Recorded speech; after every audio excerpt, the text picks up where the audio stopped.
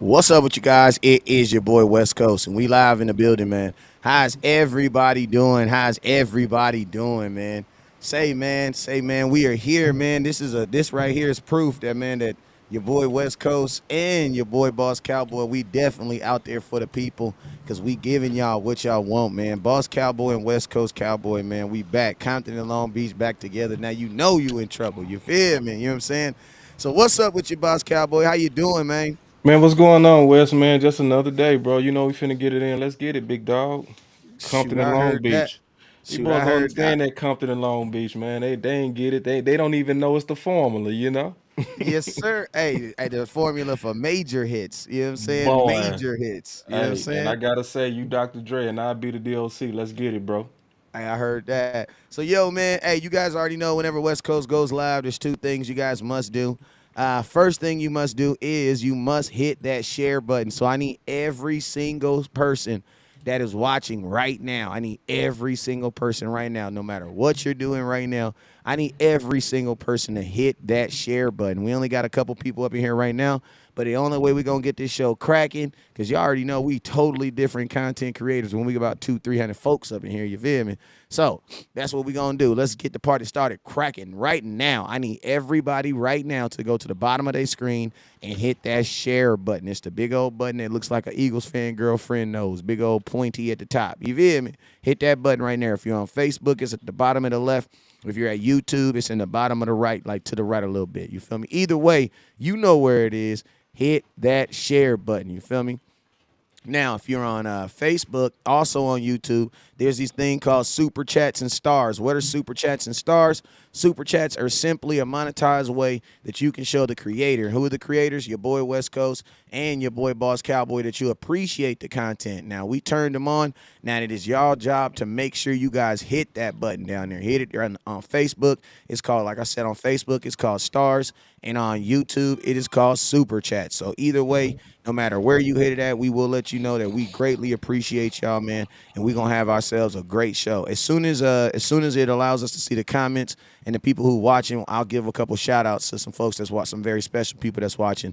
But I just want to let everybody know we appreciate y'all. Hey, boss man, you want to give a couple shout outs to some people you see in your comment Yeah, box? man. I see people walking in my door, man. I see Boss man. Aaron, my boy Swain. I see Amari. I see Marcus, man. What's going on? Okay. All right, and let me see on mine real quick. I got my boy Raymond Salas. I got a couple moderators. Moderators. What are moderators? Moderators are Queen. those. Moderators are those folks. Moderators are those folks. They got the wrenches by their name. Now, what is the wrenches? The wrenches is like this. This is what happens in life. Every now and then you get out of line. Your screws start getting loose. Well, we got these folks right here. They got wrenches. They gonna tighten your ass up. Know what that mean? They gonna put you on a 30-minute break. Or they gonna you're gonna block your ass all the way up out of here. You feel me? So don't y'all be getting West Coast, you blocked me. No, that wasn't me. That was one of the homies in the comment box. I told y'all they got that thing on them. Hey, listen, if they got that little wrench, they got that thing on them. So be careful what you be. Let me tell you, just be. And hey, my moderators, they don't play that. You know what I'm saying? They trigger happy. They way less. They way less. Like I'll let you get away with a couple things, but my moderators, they ain't gonna let you get away with too much. You know what I'm saying? So all I'm gonna say is watch your mouth, and you'll be fine. Everybody be fine, okay?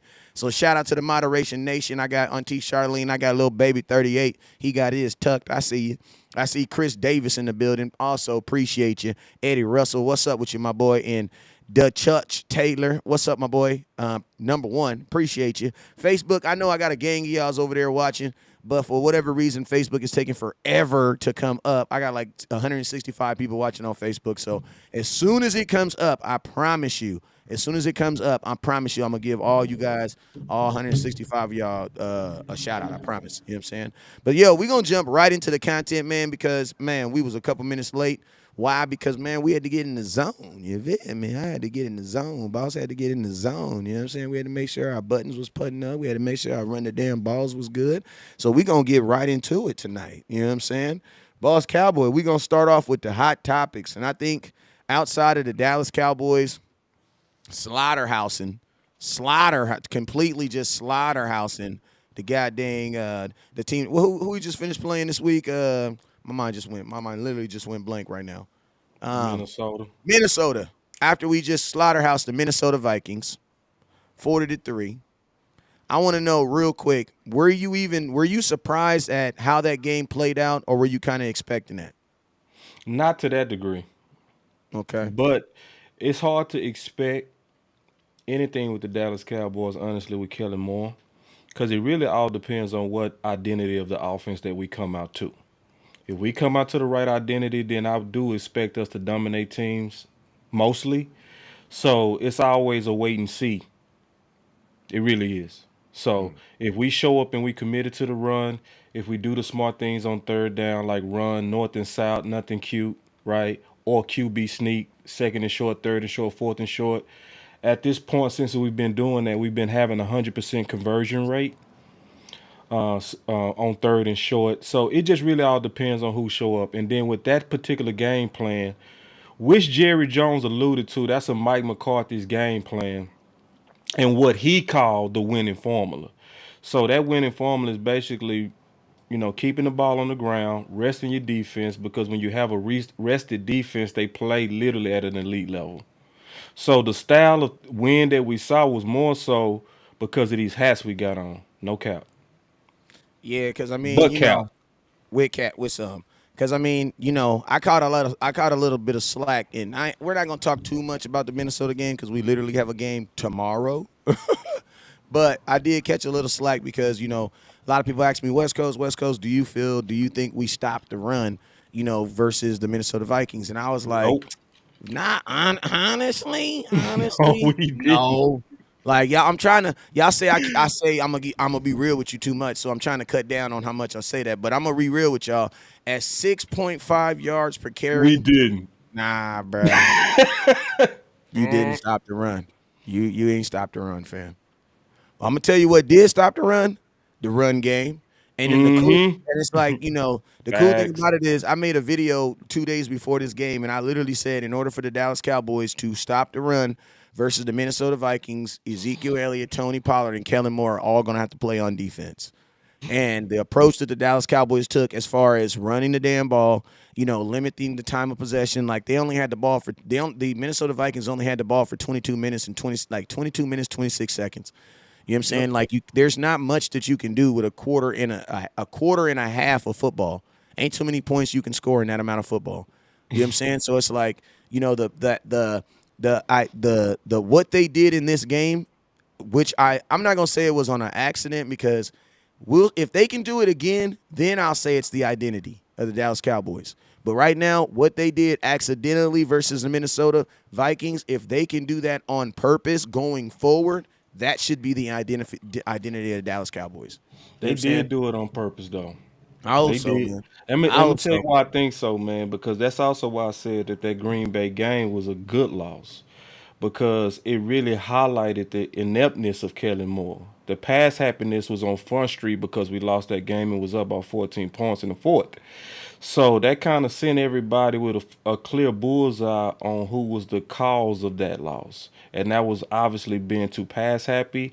And that gave, in my opinion, strength to Mike McCarthy's case on this identity, which then forced Kellen Moore to have to come out against Minnesota with his full game plan. Yeah. I mean, I agree. I can, like I said, man, I am just like, I've seen the Cowboys do this so many times, bro, where they literally run the damn ball, and I be thinking, oh my God, they listen to my shows, they watching my shows, Boss Cowboy. And then the next week they are right back, and Dak has 47 attempts. I'm like, what the heck are we doing? You know what I'm saying? So it's like, and so I won't be a 16-year-old girl getting her heart broke. You know what I'm saying? Because the senior doesn't want to talk to me anymore. Uh, Real quick, Wes. I want to take this super chat. My boy Go ahead. Keystone say with a $10. Appreciate the 10 bones, big bro. He said, I wonder if we studied the Detroit film on Barkley because they're gonna run it heavy due to their banged up O line. Facts. You talking Facts. about I this? agree with that. Yeah, he talking about the New York game, and we go get into the New York game, big dog. We go talk about that. I want the West Coast to kind of keep with what he got going because he got a good list banged up for us to talk about. But we go talk about that Keystone. I'm gonna remember your super chat when we start talking about New York. Hey What was you Jose, saying, big dog?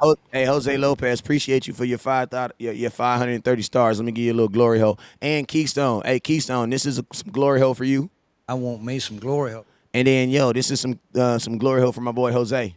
I want me some glory hole. There you go. Both y'all got a little glory hole from Jerry. And hey, shout out to all the haters. Hey, if you a hater, hey, listen to me. If you do not like the Dallas Cowboys and you are watching our show, I want you to put I in the comment box right now. I got a special and don't be afraid either.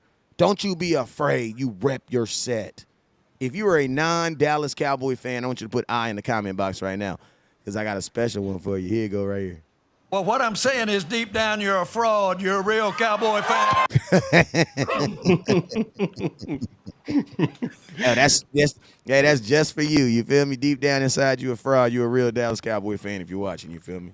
But yo, let's hey, we can finish. We can kind of drop step. We can kind of Euro step into this next game with the Giants because that's actually a good segue. That's actually a great segue because, you know, I said the best thing about the Minnesota Vikings game is that you won it and that energy is can carry over. Why? Because in 3 days you got to play another game. So that's why I think it was uber duper important for the Dallas Cowboys to, you know, to get that win versus the Minnesota Vikings because, like I said, you know, and literally in 3 days that energy is going to carry over. So just, you know, talking about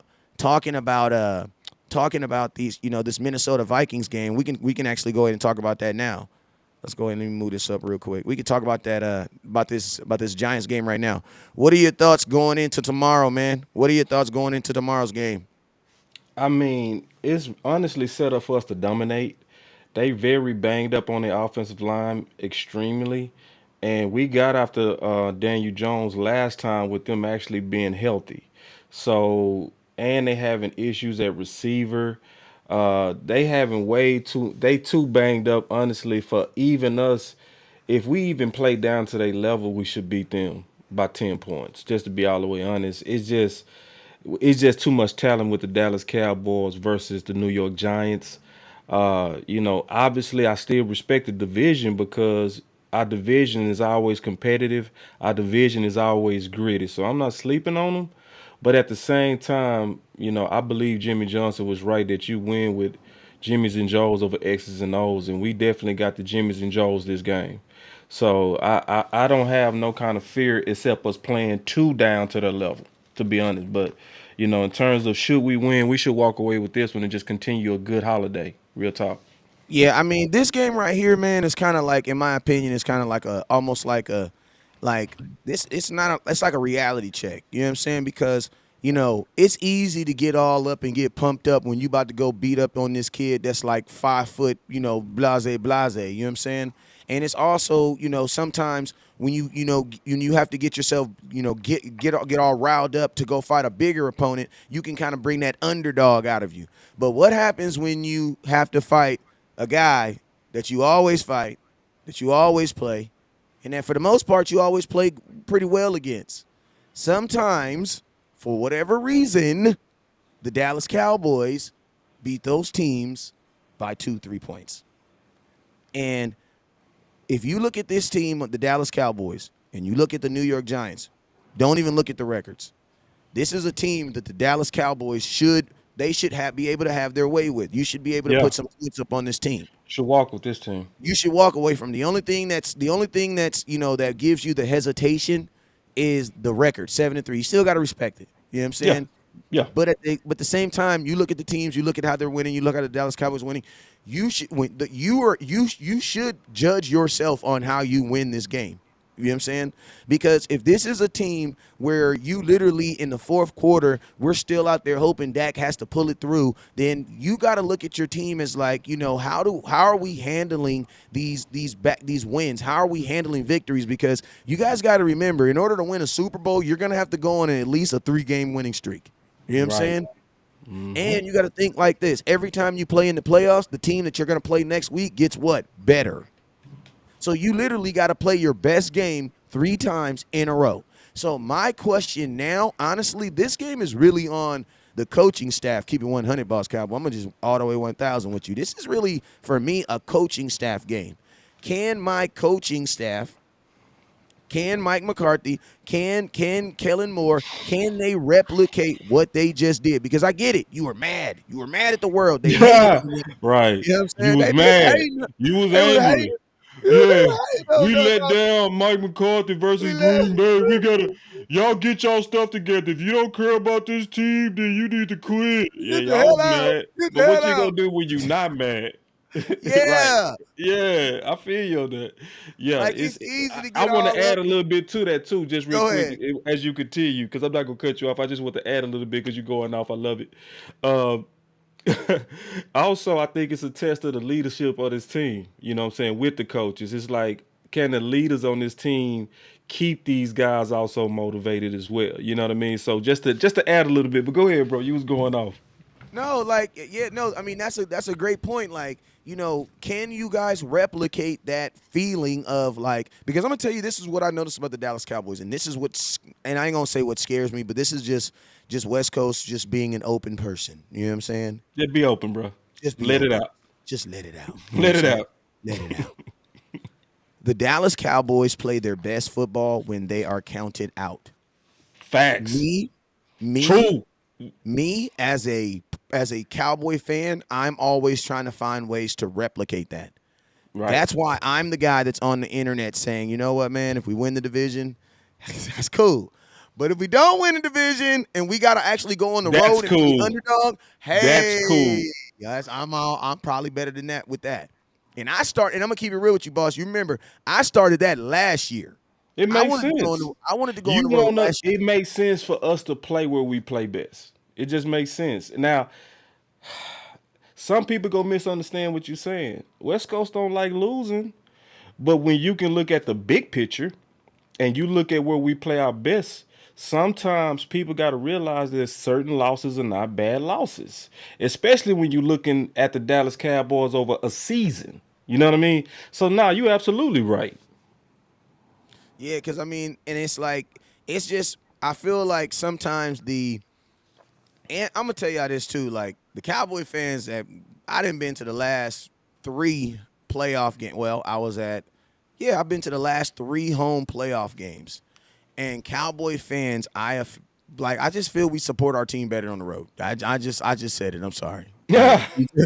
like I just feel like we support our team. Shout out to my boy Bubba with the 500 stars. Let me give you a little glory, I want me some glory hole. I just feel like we support our team better on the road. Like, you know what I'm saying? We're just more involved in the game. We're more rowdy. I feel like when we're at home, like even in that San Francisco 49er game, bro, like there was Cowboy fans I feel that were just oh my God, it's the Cowboys and the Niners. Come give us hugs. Let's take pictures. Let's make it feel like it was what? What are you talking about, bro? This is our food. We should be trying to eat these dudes. You feel me? Like I feel like I was there at the game, bro, and I'm just being real and open as a real and open Cowboy fan. Like, bro, like I feel like Cowboy fans really just like I've See, been to one thing I want to come back to is I agree with you that it's a character game.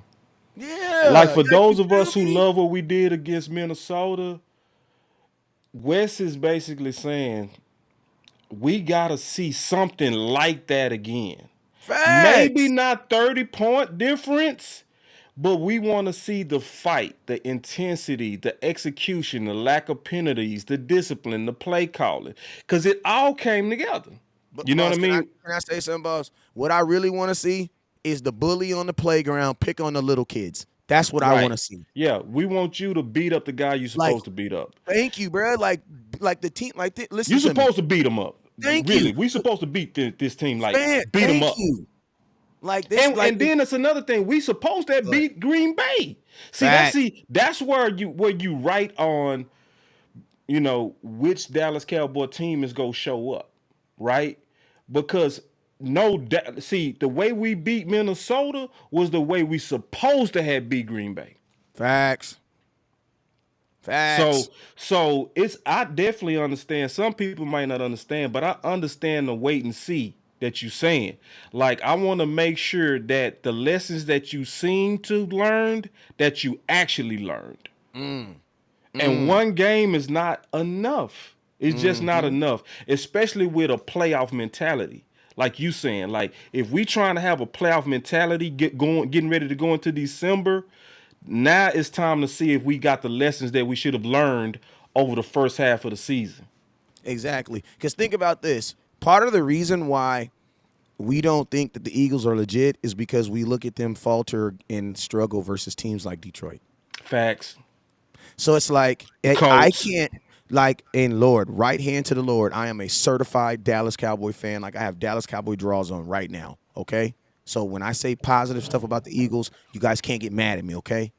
Hey, Okay. real quick, boss. Real quick. Go Go ahead ahead. and take this super chat. Keep pushing. Need to see mental focus, Coach Mar. Appreciate the 5 bones, Coach. Facts. Facts. Facts. Yeah. But it's like, you know, when I see the Eagles falter and have issues with the Detroit Lions and things like that, and then lose to the teams that they lose to, it makes me doubt what they do as an organization and team, right?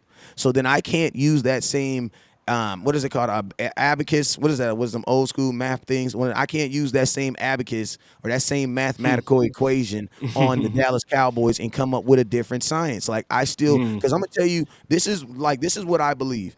I believe in this, that bad teams are the teams that are screaming any given Sunday we can win, because good teams are saying if we play our best game, we go will win. beat you. We Right. will beat you. Yeah. Period. Because and then, like, this is how I see it. Like a good team will struggle when they play good teams, but when they play bad teams, they dominate. Right. And the problem that I have with the Dallas Cowboys is it's always, if it's a bad team, like every team almost has a shot with you. Like you got to think like this, Roy. If you're a heavyweight fighter, you might struggle with the heavyweights, but everybody under your weight should get knocked the hell out, bruh. Yeah, but I say it like this, man. I gotta go back to this. I think, not even think. I know that all of our losses is based on us abandoning what we do best and what we should be doing all the time, and that's running the damn ball. Literally every loss, Tampa, Philly won, and Green Bay, was when we lost track of our identity and Kelly Moore got too pass happy. It happened all the games. And matter of fact, Cooper Rush should have been undefeated, because the reason we got behind them is because he was throwing on first down. And that's where that interception came. He also threw it on 4th and 1 versus running it on 4th and 1 right off the tackle, where we was also winning with Zeke on the ground, averaging 5.2 per as an average, So it's every time we abandon our identity, we lose. So it's almost like, I don't blame the talent on this team. I blame the way that the talent was used. Because whenever we use them right, we either get a W or we dominate. Hey, I'll give you a more impressive stat. Go look at every game that we've played this year where we've thrown the ball over 30 times and see the results. We have three games this year where we've thrown the ball 30 times or plus, and we've lost all 3 of them. You know what I'm saying? And like, that's not a coincidence, family. Like, that's It's not a not, bro. coincidence. Like, that's not a coincidence. It's Like not. that's not a coincidence. And Yeah. you got to think like this. You had, and think about, and God is so good. Let me tell you this. Let me drop something real quick. God is so good. Listen to this. I'm so glad that I serve a God. God is so good. Think about this, y'all. You have, in those 3 games, you have Dak Prescott that played and Cooper Rush played. They both lost. Then you have a game where Cooper Right. Rush played by himself. He lost. Right. Then you have a game where Dak Prescott played by himself. He lost. Right. It don't matter who the Dallas Cowboy quarterback is. When It don't we are matter. in excessive pass mode, We when lose. we are in excessive pass mode, it is not beneficial for the Dallas Cowboys. And I'm going to tell you this right here. Before y'all even try to go throw my quarterback, it's because Dak Prescott's not a real quarterback. He's just not an accurate quarterback. He's just, no, listen to me. This whole entire team is not built that way. You feel me? Think about this. You're currently ranked 32nd. Everybody put 32. Put 32 in the comment box right now. 32. I wish I could put 33. But guess what? There's only 32 teams in the NFL. So everybody put 32. The Dallas Cowboys win rate, pass blocking, 32nd. My question is this. Can you get worse? No. Unfortunately, you can't get worse. Why? Because there's only 32 teams in the NFL. So my question is this. We should not be supporting anything. And think about this. if your 30-second versus pass Hold on, you win didn't rate, finish that, bro. Hold on, you didn't finish that. You said we shouldn't be supporting anything. You got to finish that statement, dog. I know, but I was trying to make the sentence long so I could drop Okay, okay, okay. Go ahead, man. My the bad. Go line. ahead, bro. We should not be we should not be supporting anything that requires your team to throw the football more. Right. And by way of that, I'm gonna say this right here. Don't. If Yes, you do it. if you are a supporter of the Dallas Cowboys bringing in OBJ, I'm gonna tell you this right now. You are for sure a Dallas Cowboy. You want to know why? A Dallas Cowboy fan. You want to know why? Because you love your team and you just want them to improve.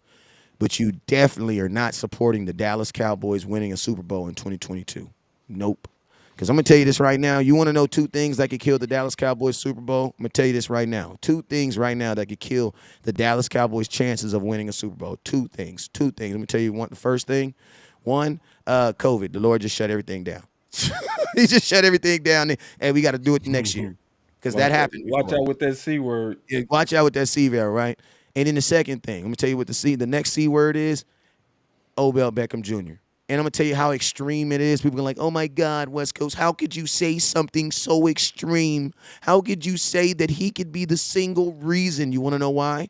Because the single reason for your success right now is running the damn ball. So why would you want to do anything that puts you in a position where your 30-second pass block team has to do that more? They can't be, remember guys, they can't be 33rd. They're already 32nd without being required to throw the ball more. That makes, listen to me fellas, that makes no sense. And I'm thinking about this, Boss Cowboy. We've only had 3 games this season where we've thrown the ball over 30 times, right? So think about this. Unfortunately, family, even when we throw the ball like 24, 25 times, we're not good. We're not good at protecting it. So it really means that we should not be doing anything that is going to happen. And I'm going to tell you this right here about your offensive line. Your offensive line is about to change again. Yeah. It's about to change again. You want to know why? Because Tyron Smith is coming back. Listen to me. If adding OBJ, Tyron Smith, switching Tyler Smith back to guard, and think about this: by adding OBJ, you're also going to be moving. CeeDee Lamb. You got 5 people in your offense right now that are going to be playing in different positions, bruh. That makes absolutely no sense. And then think about this: 3 of the guys you're going to do it regardless. It doesn't make sense, y'all. It doesn't make sense. I know the Cowboy Nation and Jerry Jones is screaming for him and things, but you got to remember, Jerry Jones is the same grown-ass man who was thinking about Dez Bryant in the shower. And where is Dez Bryant at right now? I ain't never heard another. Listen to me. If you thinking about me in the shower, we either gonna fight or you had better be my wife on my mama. Other than that, you better keep that crap to yourself. You had better not be telling people that. Hey, man, I think I know exactly where the dilemma is coming in, bro. I think I know exactly where the dilemma is coming in. I want to say one thing first before we kind of, and if it's okay, Wes, I Hey, want us hey, to shout out. camp I'm out. sorry. Hey, shout out to Coach Marv, $5 super chat. I'm trying to get better with that. Thank Yeah. you, Coach Marv. Go ahead, boss. Um, I want to explain one thing that's super important that I want everybody to understand. West Coast and Boss Cowboy is saying this because we believe this, because we know we going against the crowd. That's number one. Okay, I want y'all to really understand that we know that the crowd itself is excited for the potential of OBJ. That's number one. Number two, I see where the dilemmas are coming from. Number one, this is what people not understanding, and I'm gonna do my best to explain it. The number one thing that they thinking is they think, why would West Coast and Boss not be for getting better talent wise? Okay, that's the number one thing that they not computing. Number two, what they thinking is, well, if y'all so afraid of Kellen Moore, why can't Mike McCarthy just take over? Those are the two things that's causing people not to really gel and understand where we coming from. So let me try to address the first thing real quick. Why would we not be for limit? Why would we not be for getting better? So this is the deal. I do believe that Odell Beckham, if healthy, is better than Noah Brown. So Facts. I'm gonna start off with that. I'm gonna also say that I believe he's cold, but I also know this, which is more important. We already the number one team in scoring since Dak came back. Okay, so what we got right now is working. Number two, what we have right now is not putting no real temptation on Kellen Moore. If you get Odell Beckham, that's temptation for Kellen Moore to return to what loses. Number one. Number two, you also have temptation for Jerry Jones to push forward because he like box office.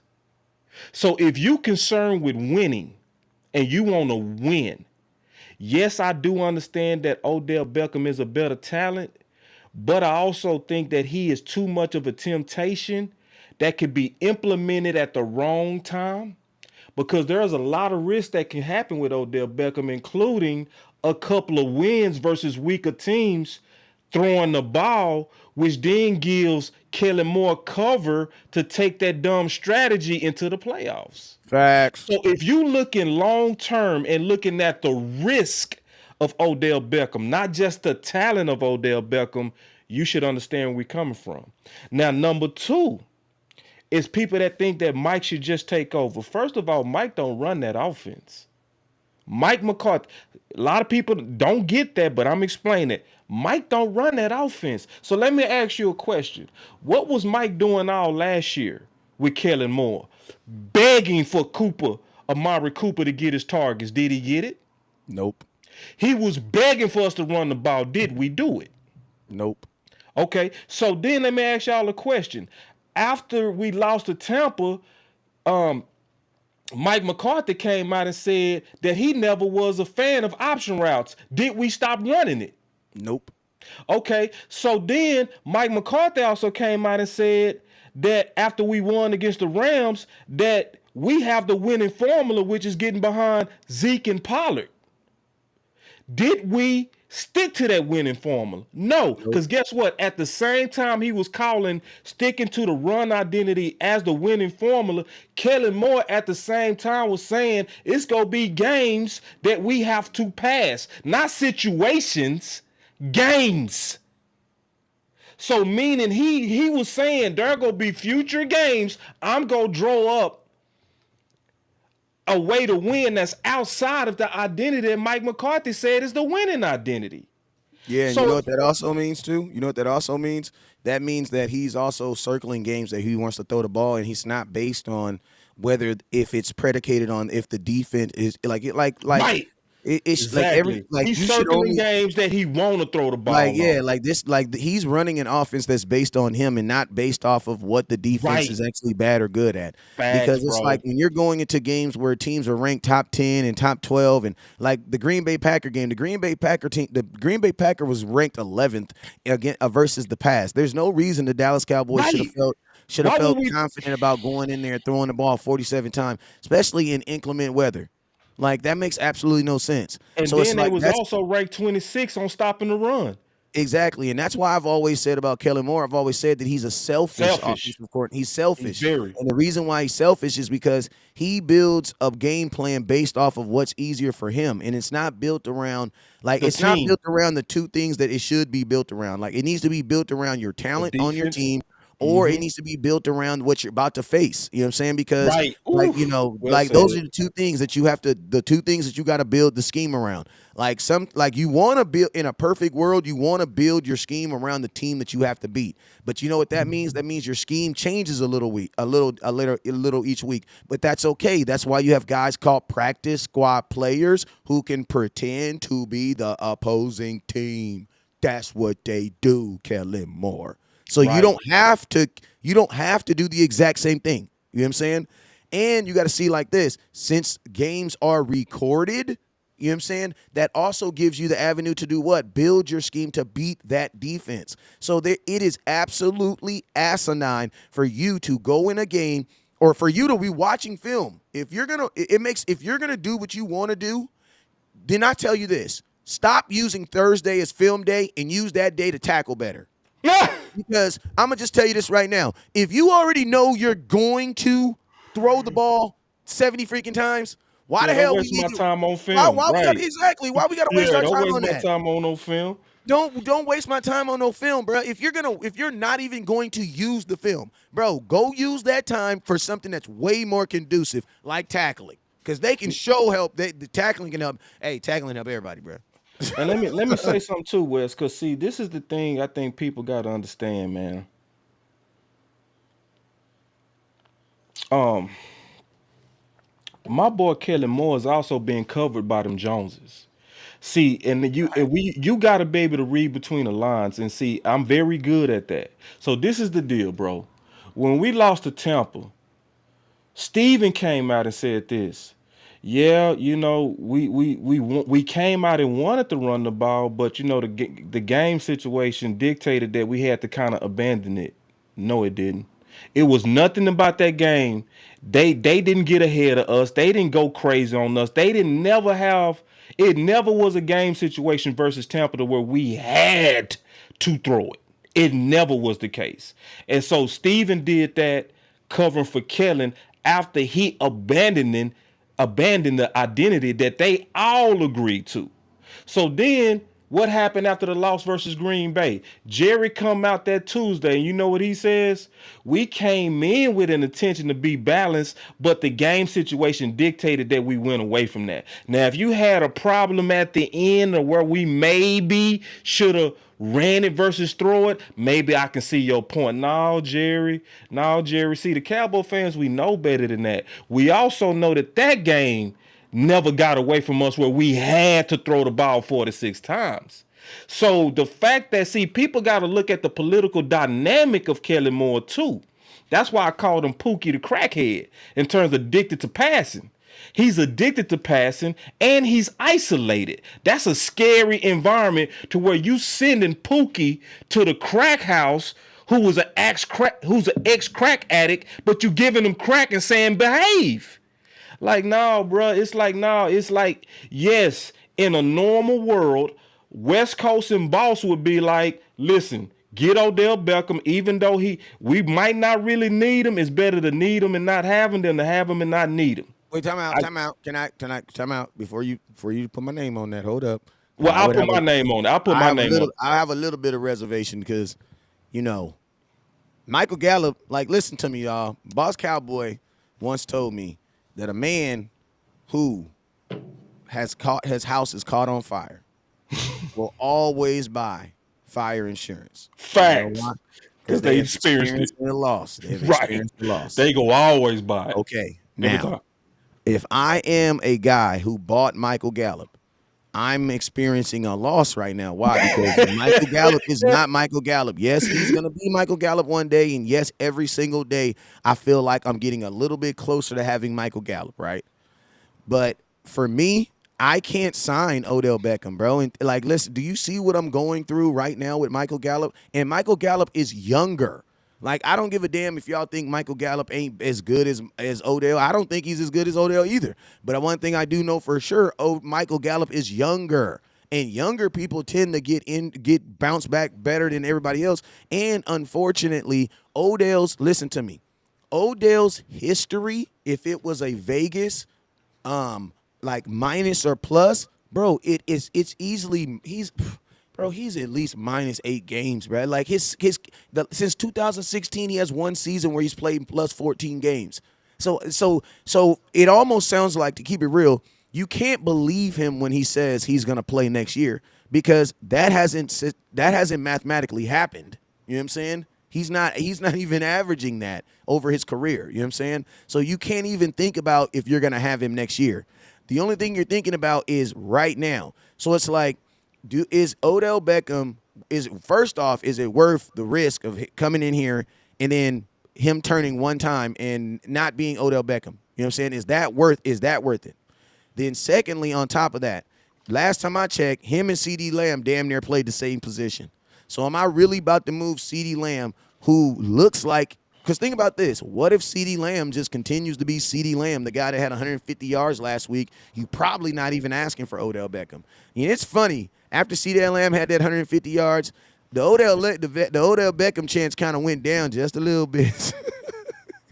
Yes, people still talking about Odell, but I don't see people burning crosses and stuff in people's yards no more over Odell Beckham Jr. no more. You know what I'm saying? Real quick, Coach Mars said thank you, West Coast, with the $2 super chat. Yeah, you appreciate you, my boy. Appreciate you, OG. You know what I'm saying? So I think Odell Beckham, in my opinion, is kind of like it's a pacifier almost. It's a pacifier because you guys don't really believe in what's going on right now and what's going on. And when it comes down to it, a lot of y'all don't believe in running the damn football. Like, we believe in it when you're screaming at the TV and you see Kellen Moore keep on throwing these dumb plays. But you don't when that, believe in it. yeah, Right. but You when don't believe that it's you don't enough. really You don't. believe in it. Yeah, You you don't don't. really. Yeah, you don't. See, even though running the ball worked with a backup quarterback, Yeah, but they don't really believe on. They really but don't they believe still in it. don't believe in it. Even though running the ball and keeping to that. See, that what we basically saying, keeping to our identity is more important than one asset. Facts. And Facts. we don't want to risk going away from that identity. Yeah, because think about this. What is the real reason? Because, like, even if you just attack the reasons why people say they want Odell Beckham, they be like, okay, I'd be like, all right, so let's just be real, bro. Why do you want Odell Beckham? Tell me a reason why you want Odell Beckham. Because he's gonna open up the field. He's gonna be a deep ball threat. I'm like, okay, well, is is is is is is Michael Gallup right now a deep ball threat? Yes. Is he a deep ball threat? Yes. He is a deep ball threat, but with his injury, is he a deep ball threat? No. Okay. He's not no deep ball threat. They're not You even don't think looking at. because right? Because did they actually throw him a vertical ball yet? Actually, No, so basically after his injury, no. Gotcha. Go ahead. no, he's not. Like, because you also got to remember, fellas and fellettes, those my ladies. We always want to judge players on who they are on November 23rd, 2022 at what time? 7:03 p.m. We don't want to get in the habit of judging people on who they were in 2016. We always want to judge somebody on who they are at 11 on November 23rd, 2022, 7:03 p.m. That's who you want to judge that person, who they are right now. Because you got to remember, when you sign this person, when you give them money, you're going to be giving them money based on who they are right now. So it's like even though I believe that Noah Brown doesn't have the ability to do the things that Odell Beckham can do, I don't know how long it's going to take for Odell Beckham to be the guy that I'm expecting him to be, because Michael Gallup isn't even the guy that I expect him to be. So that's why, for me, to keep it real with you, because of Michael Gallup, I'm really out on Odell Beckham. Like, I'm really out on him. Yeah, and I would Because be I in. don't I see would the be upside. in terms of I see the upside if he's healthy. So and that's what nobody knows. So we'll know that soon enough. But I keep seeing comments and a lot of people saying this. What if we get an injury at receiver? So what? So what? My Like, answer ask to you a that question. would be depends on who gets injured. And that's number one. Number two, let's say if it's a significant injury, then you go get Odell Beckham. But Bruh. let me just tell y'all something.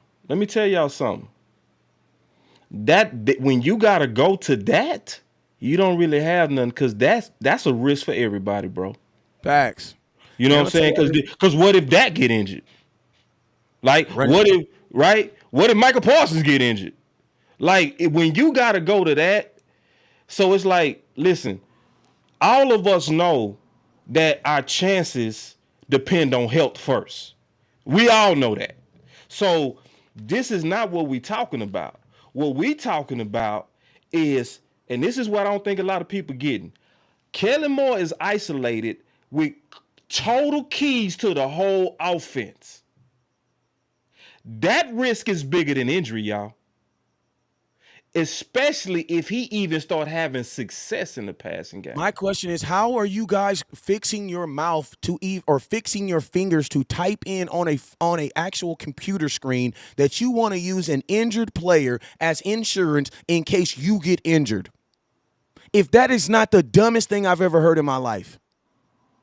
How in the heck are we sitting up here, Cowboy Nation, and literally telling ourselves that if something happens if someone who has been in training camp all season with you gets hurt, that's been a Dallas Cowboy for 5 years, you should replace him with a 30-year-old dude who's coming off the same injury twice. How do we like with that's no team, with no team rehab. with See, that's the no key team? part.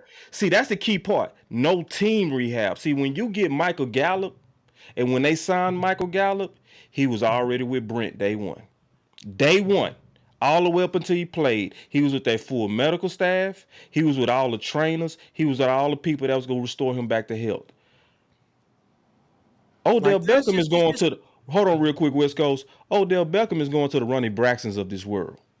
but he probably Think pay, about hey, but he probably No, he gonna he be healthy paying though. money, and I'm not saying there's nothing wrong with the side trainers, but we all know the side trainers don't have the facilities that the Dallas Cowboys or the Rams or somebody else that would have picked them up has. So Yeah. we really on some wait and see in terms of his health, because he gonna have to. Can you please talk about what he got to be cleared by the NFL first, West Coast? We talked about that over the phone. Can you really explain that? Well, I mean, since Odell Beckham, anytime that anyone has a major injury, you got to take that injury like any foreign object or anything. You got to take it and you got to present yourself for the NFL, and they have to clear you. So Odell Beckham has to get cleared by the NFL. Then after being cleared, then he can start doing workouts, and he can do workouts and trials and things like that. But he can't actually sign an actual NFL contract until he actually get that clearance. And as we can see, man, like there is no there if I'm looking at this situation from an owner standpoint, Odell Beckham is not coming off like a player that wants to play football for the Dallas Cowboys. I'm just being real with you, because first off, if you wanted to play for the Dallas Cowboys, we just came off of a bye, right? And you got to see it like this. If you wanted to play for the Dallas Cowboys, you're a free agent. Why does the team need to ask for you? All you got to do is call Jerry and say, hey, man, I'm ready to do this. Why hasn't Odell Beckham done this? Like, think about this. Odell Beckham could literally be like this. Hey, I'm going to sign with the Dallas Cowboys, barring a physical. Barring like we've done that before. We did that with freaking what's the boy? Gerald McCoy. Gerald McCoy signed. He couldn't sign his deal until he passed the physical. You know what I'm saying? So it's like, and I'm going to tell you something else I feel about Odell Beckham. I also believe that, I've always believed this. Whenever a girl tells me that everybody wants him, you know what that means? Everybody don't want you. Hey, real quick. Hey, Wes, real quick, bro. I got to say this, bro, because a lot of people get you messed up and they get me messed up. Because this is what I've been hearing also in the chat for about 3 days. I've been hearing Boss don't like to admit when he wrong. West don't like to admit when he wrong. Sometimes y'all got to watch us long enough to know us. Just to be all the way honest. This whole run the damn ball hat, West Coast, can you give them the background of what I said to you when you first came to me with this? Oh, I mean, you was more down with the balance. You know what I'm saying? Yeah, More I was balance. saying that I wanted us to be adaptable. And West Coast told me, he said, hey, bro, I want to do a show with you. I sent you some hats. You want to rock that hat? I said, nah, bro, I'm not going to rock that hat because I don't believe in it. That's exactly what I said. And West was cool. He said, hey, don't rock it. You know what I mean?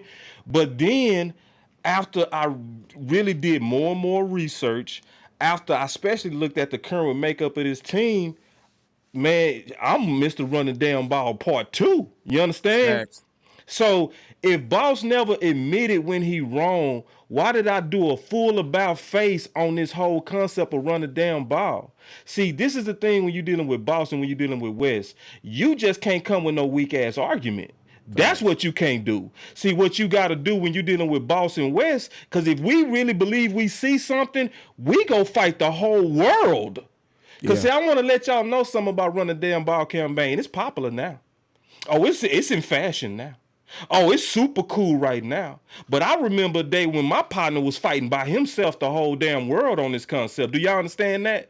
So I really want y'all to understand that when you dealing with us, especially when we really giving you a conviction case on why we really believe this is bad for the Cowboys, we know we risking subs doing this. We know some of y'all ain't gonna even like us because of what we saying, but you gotta know us that we trying to present you the best information that we really truly believe is best for the Dallas Cowboys. And if you really understand the makeup of this team, and if you really understand the politics of Kelly Moore versus Mike McCarthy, then you also see the danger of Odell Beckham with a crack addict. Straight up. Facts. And more importantly, man, it's like this. Do you really believe in running the damn ball? Like when you be screaming at your Right. TV, like let's just be Nah. real. When Right. we was losing to the Green Bay Packers, I mean not losing, when we stopped running the ball up 14 against the Green Bay Packers and we start throwing and you was looking at your TV and you was screaming, why you just run the damn ball? Why did you stop screaming that when the game was over? See, that's the problem. Like some of y'all, you know what I'm saying? Some of y'all, when you're in the middle of the storm, you complain about everything that's going on in the storm, but when you get up out of there, you don't want to go back and look at the storm so you can make changes to make sure it don't happen to you again. You know what I'm saying? Facts. See, That's the key. the difference between myself is this. I was at that Cowboys 49ers game and I never let it go. See, some of you guys let that 49ers game go. I That ain't means let it the go. one that we lost in. Yeah. Y'all let that I ain't game let it go. go. Two things that we didn't do in that game is we didn't run the ball well and we gave up 169 yards in the run game. So guess what? You know what I did? I made more run the damn ball hats. Yep. And then I made this new hat that said stop the damn run. It has a big old stop sign on the front of it. Those were the two hats I've been pushing this year. And guess what? Even when the Dallas Cowboys were winning, I was still sitting right here. I remember the Cowboys won a game. We gave up 127 yards in a run game and we won the game. And everybody was on here talking about West Coast. Why you so negative? Why you so negative? A joy to win. I'm like, bro, how can you enjoy a win when you give up 131 yards in a run game? Well, guess what? 3 weeks later, we gave up 240. 2 weeks, that very next week, we gave up 200 to the Green Bay Packers and lost. Right. You know what I'm saying? It's not, listen to me. I know we want to enjoy the regular season. I want to enjoy the regular season. I love the regular season, but it's not about the regular season, fam. It's not about that. It's Not not. about that. Not if you trying to win a championship. Listen to Not me. I was told by my boy. He said the regular season is the 16 opportunities to create the best team to go into the tournament. That's facts. what the regular That's season is what the regular created for. season is. Right. It's 16 you get 16 16 opportunities opportunities. to 17 create. Well, this is when he told me it was 16. You get 16 opportunities to create the best team because you for the got to think. tournament. Because think Yep. about this in the draft, you're gonna before the draft starts, free agency, you're gonna make your team. Then the drafts come, you're gonna add some more people to your team. Then guess what? Training camp's gonna come, and then you're gonna cut some people on your team. Then you're gonna play week one. After week one, you should look at your team, evaluate yourself. You know what? I don't like that dude. I like this dude. Let me bring this dude in here. Guess what? You're supposed to do that 17 weeks. Remember, Right. Stephen Yeah. Jones says, Yeah. what does Stephen Jones says? Well, player acquisition is a It's 365 365. day Yeah. job Yeah. occupation. Right. It doesn't take a day off. There's a couple days out of the year where I have bad guts, but other than that, we're still in the business of getting players. Okay, well, guess what? That means every single week you should be evaluating yourself. Okay, I like Right. this, I don't like that. So then Right. guess what? Come week Woo. 17, when it comes week 18, when the NFL says, okay, Tournament. let's see who has made the best teams able to go into the tournament. You should Right. be in one of those teams. Right. And see, Wes, the thing is, a lot of people don't understand you. They don't understand your content, and they don't understand me. And it's more so because of them. And let me explain that. I've learned that there are a couple of different types of fans in the Cowboy Nation. There are fans who go to the Dallas Cowboys because it's a place of joy. It's a place to unwind. It's a place to relax. So when they hear West Coast talking or me talking about things that's not preparing us for the tournament, we get in the way of their goals of just being able to enjoy and relax to the Dallas Cowboys. But then Facts. you also have another group of fans who want to solve problems, who really want to listen to people who are serious about ideas that's going to get us ready for the tournament. So what happens, in my opinion, is you get those optimists and people that want the sugar content, and they don't understand that we really trying to deliver to them what they want. So when you talking about, yes, we won the game, but we got things we got to correct on the running game, it brings them down because they didn't really come to try to win the tournament. They just want to feel good. So the way that you can really understand West Coast and you can understand Boss, understand that we want what you want. Because we also know what's going to happen to you faster than you do. Because if you don't get serious about the things that's going to cause problems, then while you feeling good right now, You gonna be real down It's later. short We lived. want It's you short lived. happy later. We It's want you short lived. happy that we at the Super Bowl. That's why we push ideas, invest heavily into our ideas, and are serious about these ideas, even to the point we'll go against everybody listening. Yep. Hey, you want to Cause know why, we know boss? a majority of y'all want Odell You want Beckham, to know why, but we boss? not playing to y'all. We playing to the truth. You want to know why, boss? Because 12 wins last year made us think that we didn't need to stop the run. Because sometimes I'm gonna tell you what happens when you have a winning season. It It makes you mask. over. It makes you overlook things that you Yeah, really it need to fix. 'Cause you mask. got to Yeah, think like it this. mask. Yeah. Listen to me. Having an overall good record is not gonna benefit you when you get into a playoff game and you can't stop the run. You want to know why? Because they only got to beat you one time. See, like think about this. If say you got into the playoffs and this was like the NBA and it was like best 5, 5 out of 7 games, then guess what? You can fall off a game or two. You know what I'm saying? Why? Because you in the grand scheme of things, you're gonna be able to beat them.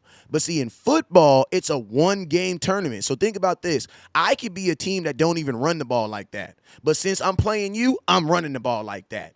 You know who that is? The Green Bay Packers. The Green Bay Packers' identity is throwing the ball. But guess what they also did? They watched film and said, you know what? Why don't we just run the damn ball? Like, Aaron, you're not even going to throw the ball. How about you just – and guess what they did? They beat us. And then guess what they did the very next week? They went right back to their identity, throwing the ball, and they lost. Hey, Coach Bob said, And they "Boss, I'm lost. running damn ball number 2 supporter. All right, I'll be number 3, damn it." Coach Bob crazy. Hey, real quick. That boy say, "Dog, get out number 2." All right, I'll let you have number 2. Yeah, you number 2, Coach. That's fair.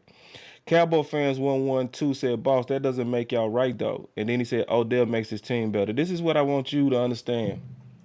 I already told you that I feel like he makes us better. But I'm waiting on one of y'all to explain to me how he is not a risk to Kellen Moore.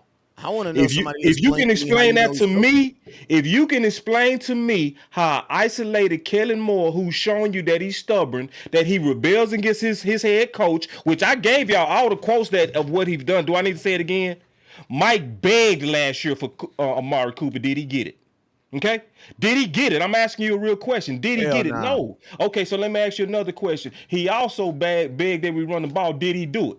No. So also let me ask you a question. Did Mike McCarthy say after we lost to Tampa Bay? I'm asking these questions that none of y'all that want Odell Beckham is answering for me. I'm waiting on the answer that I'm not getting. Okay, I'm waiting on y'all to tell me how did Mike McCarthy come out and say he against option routes, but yet your OC was the biggest controversy last week over what option routes. That means if he would have listened to Mike McCarthy week 1, we wouldn't have had the problems week 9 and 10. So what I'm showing y'all with evidence is that Mike McCarthy does not run this offense and that we got a very contrary OC. He threw the ball with Gary Gilbert 38 times. He threw the ball with Ben DiNucci 40 times. He threw the ball with Dak Prescott 58 times coming off a bad lat and no training camp. He threw the ball 38 times with Cooper Rush. He threw the ball 46 times with Dak Prescott in the Green Bay loss. And y'all saying don't be worried? Go get that man his crack? Listen, y'all. We giving you the facts of the dangers of Kellen Moore. So yeah, it don't mean we right, but I'm waiting on y'all to present a case that's actually with evidence and facts, not feelings. And then also, after you do that, you need to give me about 10 minutes to the left because I need you to explain to me how this 30-year-old man is going to magically be healthier and better than Michael Gallup. Because I got a bigger issue. Hell, you mean you can tell after you tell Boss Cowboy all that, you need to just swing on around to I'll be waiting on the left over here to you.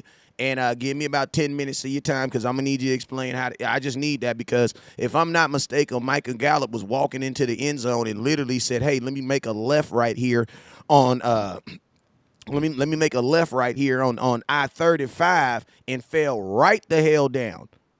Like, let's just be real. If you a real Dallas Cowboy fan, when you did not see Michael Gallup in that Green Bay game do a slant and fall right the hell down. Like, bruh, these injuries are real, bruh. Like the fact that Cowboy fans will just overlook that, man. Like, if there wasn't an injury aspect to Odell, he would already be on a team. He would already be on a team.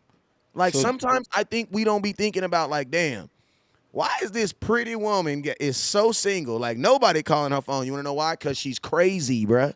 She's crazy. Them shoes, and no, that's from the dude she killed. Hey, Cowboy fan said, "Boss, you just fell into the trap. How can you say you miss Coop, knowing if Coop was still here, Kellen would be more pass happy?" See, No, he listen, wouldn't. man. No, he Right, wouldn't. because the question is, did he even use Amari Cooper? See, y'all don't really understand Kellen Moore like I do. I'm being honest. I know y'all ain't even researched to the detail that I did Kellen Moore. So Kellen Moore is the worst type of dude because he's a true Trojan horse. He's the dude that's a pawn for front office that does the dirty work for front office because we all know that they didn't want to feed Amari Cooper the ball and they didn't. And you know who was over that? You know who ran the campaign? Kellen Moore. And you saying you want to trust him, bro? Because see, that's why I said it's the temptation that y'all not seeing. So this is the temptation. Has This is what Kellen I Moore want. said he want Odell Beckham Jr.? No, he ain't said nothing about that. He ain't And getting see, him. Kellen Moore don't feel like he need nobody but I his don't think so. system. Oh, thank you. Oh my God. You know what? Do I need to say that again, bro? Because I don't You think know they what? got it. He Kellen not Moore getting don't him. think he We're need not getting him. nobody We're but not that getting him. system. We're not You don't getting him, think he bro. getting them? No. You want I to know think we why? getting them. You want to know why? This is why. Hey, this is why the nation wanted Boss Cowboy and West Coast. This is why y'all wanted him. This is why y'all wanted him. This is why y'all wanted it. Bruh, listen to me. Arrogance is what's gonna keep Odell Beckham out of Dallas. Because I'm gonna tell you this right now. Have you noticed that every single it started really right before Green Bay. We need Odell Beckham. We need Odell Beckham. First game after the Odell, we need Odell Beckham. What happened? You had CeeDee Lamb have a buck 150. The very next week, oh, we need Odell Beckham. We need Odell Beckham. Tony Pollard has 109. Like, bruh, Kellen Moore is showing you that he don't need him. He's showing you that he's need him. He don't. And I'm gonna tell you this right here. For Kellen Moore, for the Dallas Cowboys to bring in Odell Beckham and their offense get better, that would be a direct shot at Kellen Moore. And if you're trying to get a job, you don't want Odell Beckham. You don't want him. If you're trying to be a head coach of a job, like get a head coach job next year, and we all know Kellen Moore wants that. Yeah, he If wants you're that. trying to be, you know what you need to do? You win with this team right here. Facts. Because See, guess what? Most teams aren't going to go off and do that because most teams are not going to go sign Odell Beckham. That's why you don't have other teams asking for Odell Beckham. so Because check this most out. teams are already like, brother. So Shannon Sharp, one somebody I really respect his mind greatly. And listen, I'm cool with debating everybody on this because this is how we all get better. Shannon Sharp said, "Boss, K Moore is going to throw it whenever he wants to. Just look at the Packers game. At the end of the day, you got to put those weapons there so when we need them, we have them." So I do understand that logic, but this is the pushback on that logic. When you get pass happy with with CeeDee Lamb, with Noah Brown, and with Gallup, right? It looks a whole lot worse than when you get pass happy with Odell Beckham, Gallup, and CeeDee Lamb. Why? Because when you got three names that people respect, people you can justify, hey, we got Odell Beckham, we gotta throw it. But when your clear best players is Zeke and Pollard, the current dynamic of our team is actually tying Kellen Moore's hands to stick to the identity that works. So it's like, yes, it's not about just because we number one right now in offense and points with Dak being back. So are we really saying that hey, we gotta have Odell Beckham when we number one in points in the whole league since Dak been back?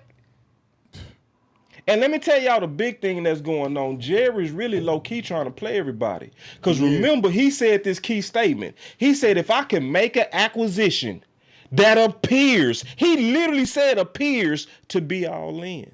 See, what he doing is he just trying to give you a name to make us believe again and have that feeling that they're serious. Yeah, That's what kind he of. wants from Odell Beckham. He just wants the name so that we can be like, oh, you're serious.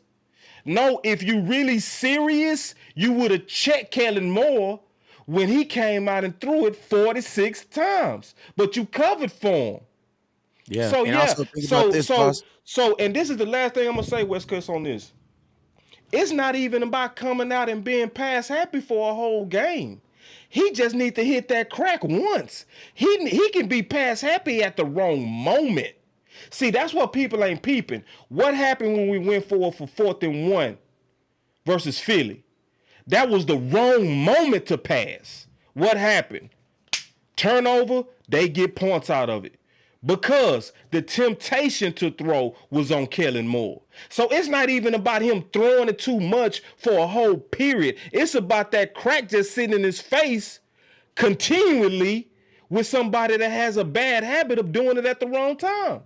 So I'm like this. Don't put that temptation in front of him, and let's go in there where it's obvious where our best athletes is in the backfield, and there's no debate which one has the best athlete. Because if you get Odell Beckham, it's going to be a new debate on which group is the best. And if you even start that debate, you tempting Jerry and you tempting Kellen Moore. Because Jerry's going to want box office. And Jerry is going to back Kellen Moore. And I don't want it easily to happen.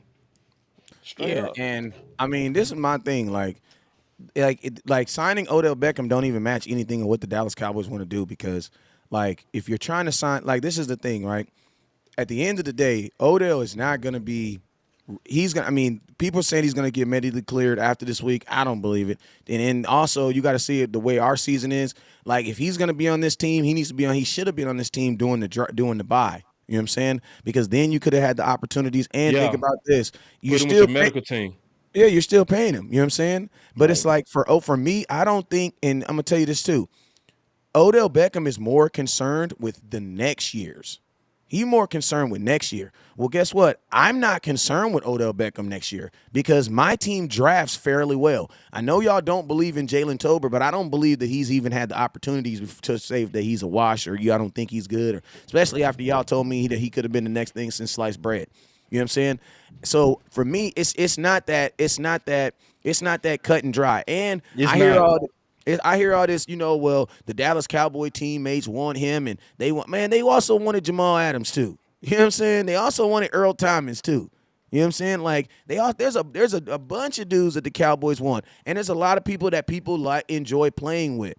We got to remember that as Cowboy fans, everything that we do and say always gets a little bit more hype and always gets a little bit more light. But I know this will be the second person that the second thing that the Dallas Cowboys sold. Because think about this. The Dallas Cowboys could have put Dak Prescott on IR. But you know why they chose not to? Because they did not want the Dallas Nation to feel like our season was over. Because typically when you put your quarterback on IR, guess what happens? Ticket sales go down, everything else go down. The Dallas Cowboys have a phenomenal way of using outside things to grow their brand and to push whatever narrative they want to. So the fact that the Cowboys are all in or saying all this stuff about Odell Beckham, in my opinion, lets me know that they really not, man. They really not. Because they running up his price doing all this They are, because my thing is this. Like, do you guys really think that Jerry Jones is going to Odell Beckham and saying, Odell Beckham, whatever it is you want, we're going to give you? And no. I'm going to tell you this right here. I know it's some funny stuff going on with this Odell Beckham in Dallas. You want to know why? Because Dak's so honest. He's so honest. I love Dak. Yeah. Dak's so honest. Dak's so honest that he told the truth, right? Dak Prescott said in his thing, he said, we would love to have him. We'd love to have you. I don't know how much you want, how much he wants, but, we would love to have, and what was funny to me? I was thinking in my head, damn, how we not know? No, Dak, you're right. You don't know how much he wants, but why wouldn't Jerry Jones know how much money he wants? Bro, you're a free agent. Right. You're a free agent. There's nothing restrict. So you're telling me that you're having conversations, and the Cowboys have said that they have conversated with Odell Beckham. But no number came out. But don't nobody know how much money he wants. Man, where's your want button? I don't even know if I got one. But make up one. Womp. God, boy, that is so simple. I mean, I wake up in the morning, I piss excellent. So you mean to tell me you didn't went on 9 dates with this woman? And you ain't asked her one time if she married. Oh, really? Not one time. Hey, real quick, Wes, because I love that part. Check this out. Shannon Sharp said this. This is also why I love the people that be on my channel. My boy Shannon Sharp said, "You right, boss. JJ did not cover for Kellen when it was obvious he should have stick to the run. Can't even debate that at all. I'm just worried about the playoffs." And see, listen. Shannon, this is the thing. This debate is very hard. This is not an easy one. You know what I'm saying? Because we understand what y'all saying, and we understand what the dilemma is. Y'all are saying this is better talent, get it. We understand that. You know what I'm saying? It's just that when you see the political dynamics of what you just said, you also got people like West that's like, I don't want to risk anything that's going to make Kellen want to throw it more. And So, yeah, especially since we're not good at pass. We're not even good at pass blocking, and y'all want to throw the ball. and we're not good at pass blocking. We're not even good So at it's pass like, so blocking. I want to say this so people can really understand that we do understand that this is not an easy debate. You know what I mean? And that we know what we're saying. We know, well, I say it like this. If healthy, I want to say this again. I do know that he will be an asset. But see, I'm gonna say it like this, and I If think he it's was gonna one, really. if wait, I'm listen, gonna time out. say it like this, and I know people go get it. No, let me say this, West Coast, because If I he's know people healthy go and you get it like know this. he's healthy, if he's Right. healthy and you If you know know it. he's healthy, See, that's the. But let me say one more thing with that too. And West go feel me as a coach, and a lot of y'all go feel me that played or coach. How many times have you either been on a better team or coached on a better team and still lost because y'all didn't do the right things shoot, as a this team? week, this week, Right. what do you mean? So you just went through that in your championship with your son. See, that's what I'm saying. See, a lot of people think it's all about talent. It's not all about talent. It's also about, and it's more so about who you what's the identity of this team and what's gonna protect it. Because what we saw versus Minnesota is that when we stuck to what Mike McCarthy called the winning formula, we all walked out like we should walk anybody if we played them like this. So Facts. the question is, what would prevent us from playing like what we saw? If Yeah, you answer that question, that answer is Odell Beckham with crack pipe from Kellen Moore. Because currently how we're built, it's evident based on how we built and what we just did, what we should stick to. This was the first time Jerry said Tuesday when they asked, what did you think about Kellen Moore and did he figure out the proper usage between Zeke and Pollard? He said, well, I really don't want to talk about Kellen Moore because I credit Mike McCarthy for teaching Kellen Moore. So this is the first time Mike McCarthy has real leverage from the top, spoken verbally. So we are finally positioned where the cake is cooked, and now we want to reshuffle it with Odell Beckham to where it can get disbobbled, where it can get confusing, where it get. And what I mean by confusing, a lot of y'all don't understand what I mean on confusing. We can start winning with Odell Beckham versus weaker teams. And guess what? Kelly Moore will use it as leverage to take that dumb stuff into the what? Playoffs where them opponents are more what? Harder. And that's what we saying. We don't want to get the womp womp and the setup because of the new environment that can change because of Odell Beckham. I don't want Jerry looking at box office, and I don't want Kelly Moore having more crack. yeah, and shout out to my boy Desmond Iron Man with the $2 super chat, man. Appreciate you. Let me get you a little glory-o. I want me some glory hole. Yeah, and I'm gonna tell y'all this right here, man. I'm gonna say this. Why did you guys? I want to attack y'all motives on this Odell Beckham. I want to attack y'all motives. The motives. I want to attack your motives. The Motives means why. Your why. Your why for Odell Beckham. Okay. First Okay. thing I always hear, why we got to get Odell Beckham is he's gonna make this wide receiver room better. Okay.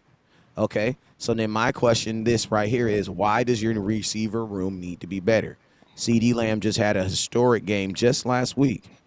Just last week. Think about this. Dak probably could have played a little bit longer, and he probably could have got CD Lamb a couple more balls or could have got him more. But, the game was out of hand. The game was out of hand. So it's like, why? We see CD Lamb being who he thinks he needs to be, and we see the other guys doing what they need to do. Why do we need to improve on that? Okay, so CD Lamb is coming around. He's doing his thing. Think about this. CD Lamb is now on his what game with Dak Prescott this year? He played the Tampa Bay game with Dak this year. He played the Chicago game with Dak this year. He played the Detroit game with Dak this year. He played the Green Bay. That's 4 Green Bay, and then he played this past week. So he's up to 5 games with Dak Prescott right now. So that's not even a full season. So think about this. each and every week, CeeDee Lamb has gotten that connection has gotten better, right? So more importantly, why do you want to do anything that prevents your ultimate guy? Because think about this. We all know Odell, even if you sign him, he is not the dude for the future. CeeDee Lamb is. Yeah. So everybody's talking about stopping somebody's growth and stopping this. Why do you guys want to stop CeeDee Lamb? Bro, do I really need to imitate the catch that he made against Minnesota? That mess was ridiculous. Can you imitate it, bro? I would love to see you imitate. Oh no, he getting ready to do it. You know what I mean? Like, you know how you be trying to peek around the corner? Y'all gotta clap it up for West Coast for that, bro. That boy demonstrated the like, catch, bro, yo. like, I'm gonna tell you this. This is why I have faith in CeeDee. And listen to me, I'm the dude that was telling you guys every single day in April, CeeDee Lamb is not a number one receiver. CeeDee Lamb is not a number one receiver. You want to know why? Because in April, CeeDee Lamb was not a number one receiver. He wasn't. Yeah. And remember, what you saying now he is. We always talk about people as in what they are today. So in April, CeeDee Lamb was not a number one receiver. But guess what? Over the time, he is developing himself into an 88. You want to know why? Because an 88 is not just, I'm an 88. An 88 is a guy who is able to have above average moments. Yeah, that's facts. And I'm going to tell you, this is what CeeDee Lamb does. Even, think about this. Think about this, y'all. I remember a game where my boy Dez had like 3 catches for 2 touchdowns for like 140 yards. He just caught the ball and just went to the end zone every time. And then I've also seen games where Dez would have like 4 catches, 43 yards, 2 touchdowns. Because guess what? Sometimes it's not about like, did he just explode off? It's sometimes I don't need CeeDee Lamb to have a game. I need him to have a moment. Have a moment? And I'm going to tell you this right now. CeeDee Lamb can do that. That catch on the sidelines to get you in place for that field goal. Think about this. When we kicked that field goal, that put us up by 20. Bro, us all right then, we was like, bro, there's the game. There's the game. And guess what CeeDee Lamb did? Man, he had an 88 moment. Like, I can trust, like, I'm going to tell you this right now. Game on the line, I can trust, put it up there with CeeDee Lamb, and I can trust he's going to have a moment. Is he going to bring it down every time? No, he's not going to bring it down. Dez didn't bring it down every time. But I'm going to tell you this right now. We all remember the times he did, though. We all remember the times he did. CeeDee Lamb is not your typical 88. You want to know why? Because this is not your typical world we're growing in. That's just what it is.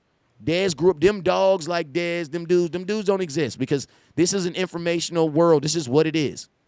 But CeeDee Lamb is developing into your 88. And I'm going to tell you this right now. He's developing, and because that catch was 88-ish, and that's what people was waiting all on. the way 88. That bro. was 88-ish, bro. And see, that's the moments that people. Because you know what, bro? I know your chat is like my chat. The people that follow West Coast are the same types of people that follow Boss Cowboy Sports. And this is what I noticed on my chat. I'm pretty sure it happened on your chat too. When CeeDee Lamb made that catch, all those people that be like, he not a number one. All that was quiet because it was an 88-ish catch. And we not trying to say we told you so. That's not what we on. But what we saying is this guy is developing into an elite 88. And if he keep making plays like that, that's 88-ish. And that's just the facts. I want him to have more opportunities to make those. Right. And so this is the couple of things that's sad, y'all. In terms of me, I can't speak for West Coast. I can speak for me. My only reservation is because of the crack habit of Kellen Moore. I want y'all to really understand that. That's my only reservations because this man has shown me that even when Jerry, when Steven, when Mike McCarthy is saying run the ball, he will circle a game on the calendar or he will circle the moment to try to get credit from the passing game. That's scary to me. And I'm just keeping it real. You know what those games are? The games where he plays Aaron Rodgers and when he plays Tom Brady and when he plays, that's what he's doing, bro. Like he's literally looking at these quarterbacks. And that's why West Coast and I called him selfish because these are national televised games where he trying to me recreate the narrative that was happening Sunday. Kellen Moore is a future head coach guaranteed. See, that happens from a play call moment. Yeah. And he want that play call moment. See, I see the danger in dealing with that dude. And He's I see the fixing his resume danger. in public. He He's fit, also yeah. fixing his resume in the public. That's exactly what he doing. He trying to fix his resume, and I don't want to get that dude. Somebody said in the channel, get that hard out his hand. Exactly, man. Don't get that man that crack, bro. Don't. And so one more thing I also want to say too, man. If we get Odell Beckham, that means we gonna all have to work 3 times as hard and be 4 times as smart. Cause it's gonna be harder now to discern when we are off script. Cause see, we know the fans, West Coast fans, and people that follow his channel are exactly like the people that follow my channel. Whenever we win, we don't care about nothing that can make us better.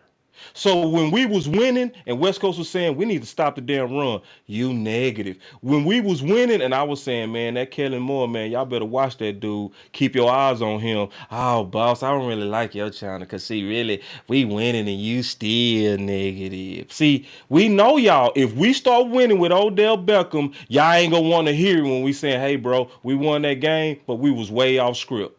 We was way off script. He didn't manage that drive right. He didn't close that drive right. He was pass happy in the fourth. Yeah, we won by 10, but we should have won by 30. And this is definitely not getting us ready for the playoffs. Y'all ain't gonna want to hear it, bro.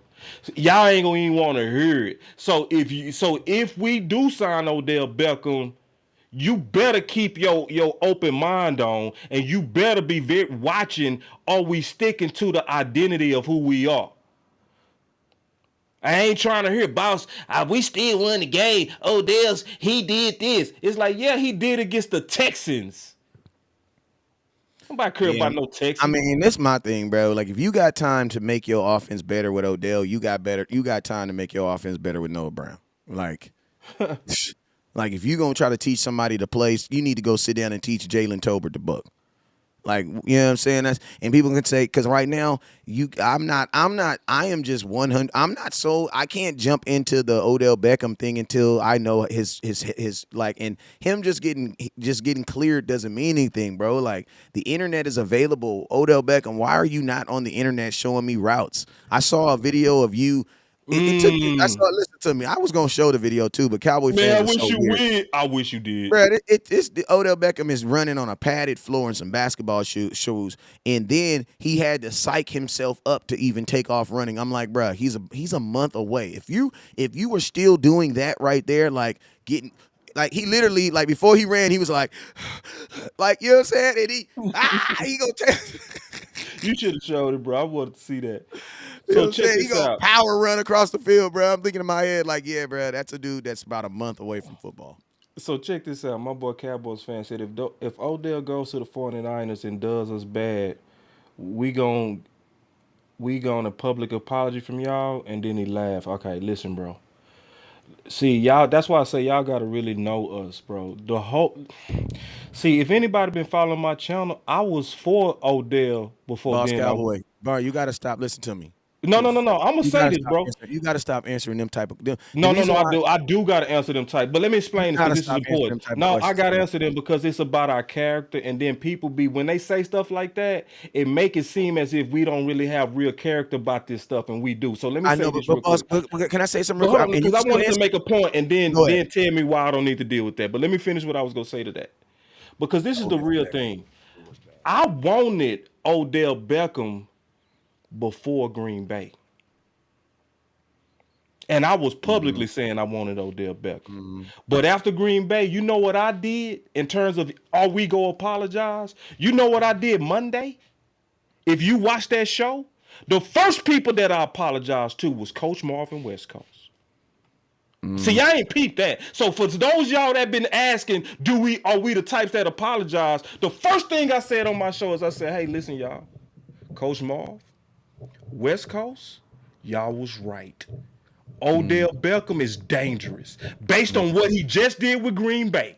So for those of y'all who keep acting like we don't apologize or we don't change or say, now we was wrong on that, you don't watch this channel enough. because I was for Odell Beckham up into Green Bay.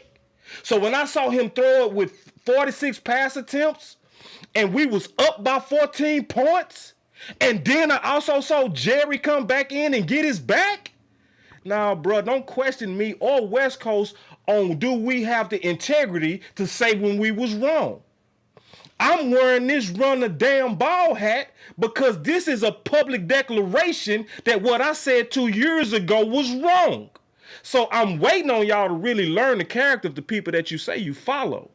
So yes, I would easily say I was wrong if we come out and stick to the run with Odell Beckham. I would say, I'm going to tell you exactly what I would say. I would say, listen, I was scared of the boogeyman. I had a reason to be, but judging on how we finished out this season, we stuck to the run, we maintained our identity, and I was wrong. Let me tell y'all something. West Coast gave me the biggest compliment today. He said somebody was actually on his channel and said, Boss don't admit what he wrong. He said, nah. He said, Boss was losing the debate. He said, matter of fact, if you was arguing with Boss, you probably wrong. You know why? Because Boss one of the first people to say when he wrong. How many of y'all ever heard anybody do eat crow shows? When they said, yeah, I do. I come out, I say, I was wrong about this, I was wrong about this, I was wrong about that. So listen, we can disagree without y'all asking about our character or questioning it. This is truly about us trying to win 6. This ain't got nothing to do with that and what y'all accusing us of on the sly. And I really wish y'all chill out on that. Real talk. Bruh, I'm going to tell you something real quick. The question, I'm trying to be more politically correct. Appreciate the super chat too, big dog, to $25. Appreciate the 25 bones. But listen to me. Y'all some scary ass Cowboy fans. That's all I'm gonna say. Y'all some scary ass. Some of y'all need to go back to your mama house, man, for real, man. Some of y'all is not mature enough to be living out here in the world by yourselves. If you that damn scary. What if Odell Beckham gets on a team and just tears us apart? Well, real quick. I want to know before I want to know something real quick. I want y'all to listen to something real quick. I want y'all because listen to me. Because in order for Odell Beckham to have a good game, that would mean that a quarterback has to tear us apart, right? That means somebody's quarterback needs to tear us apart. Well, okay. I want y'all to listen to this sound real quick.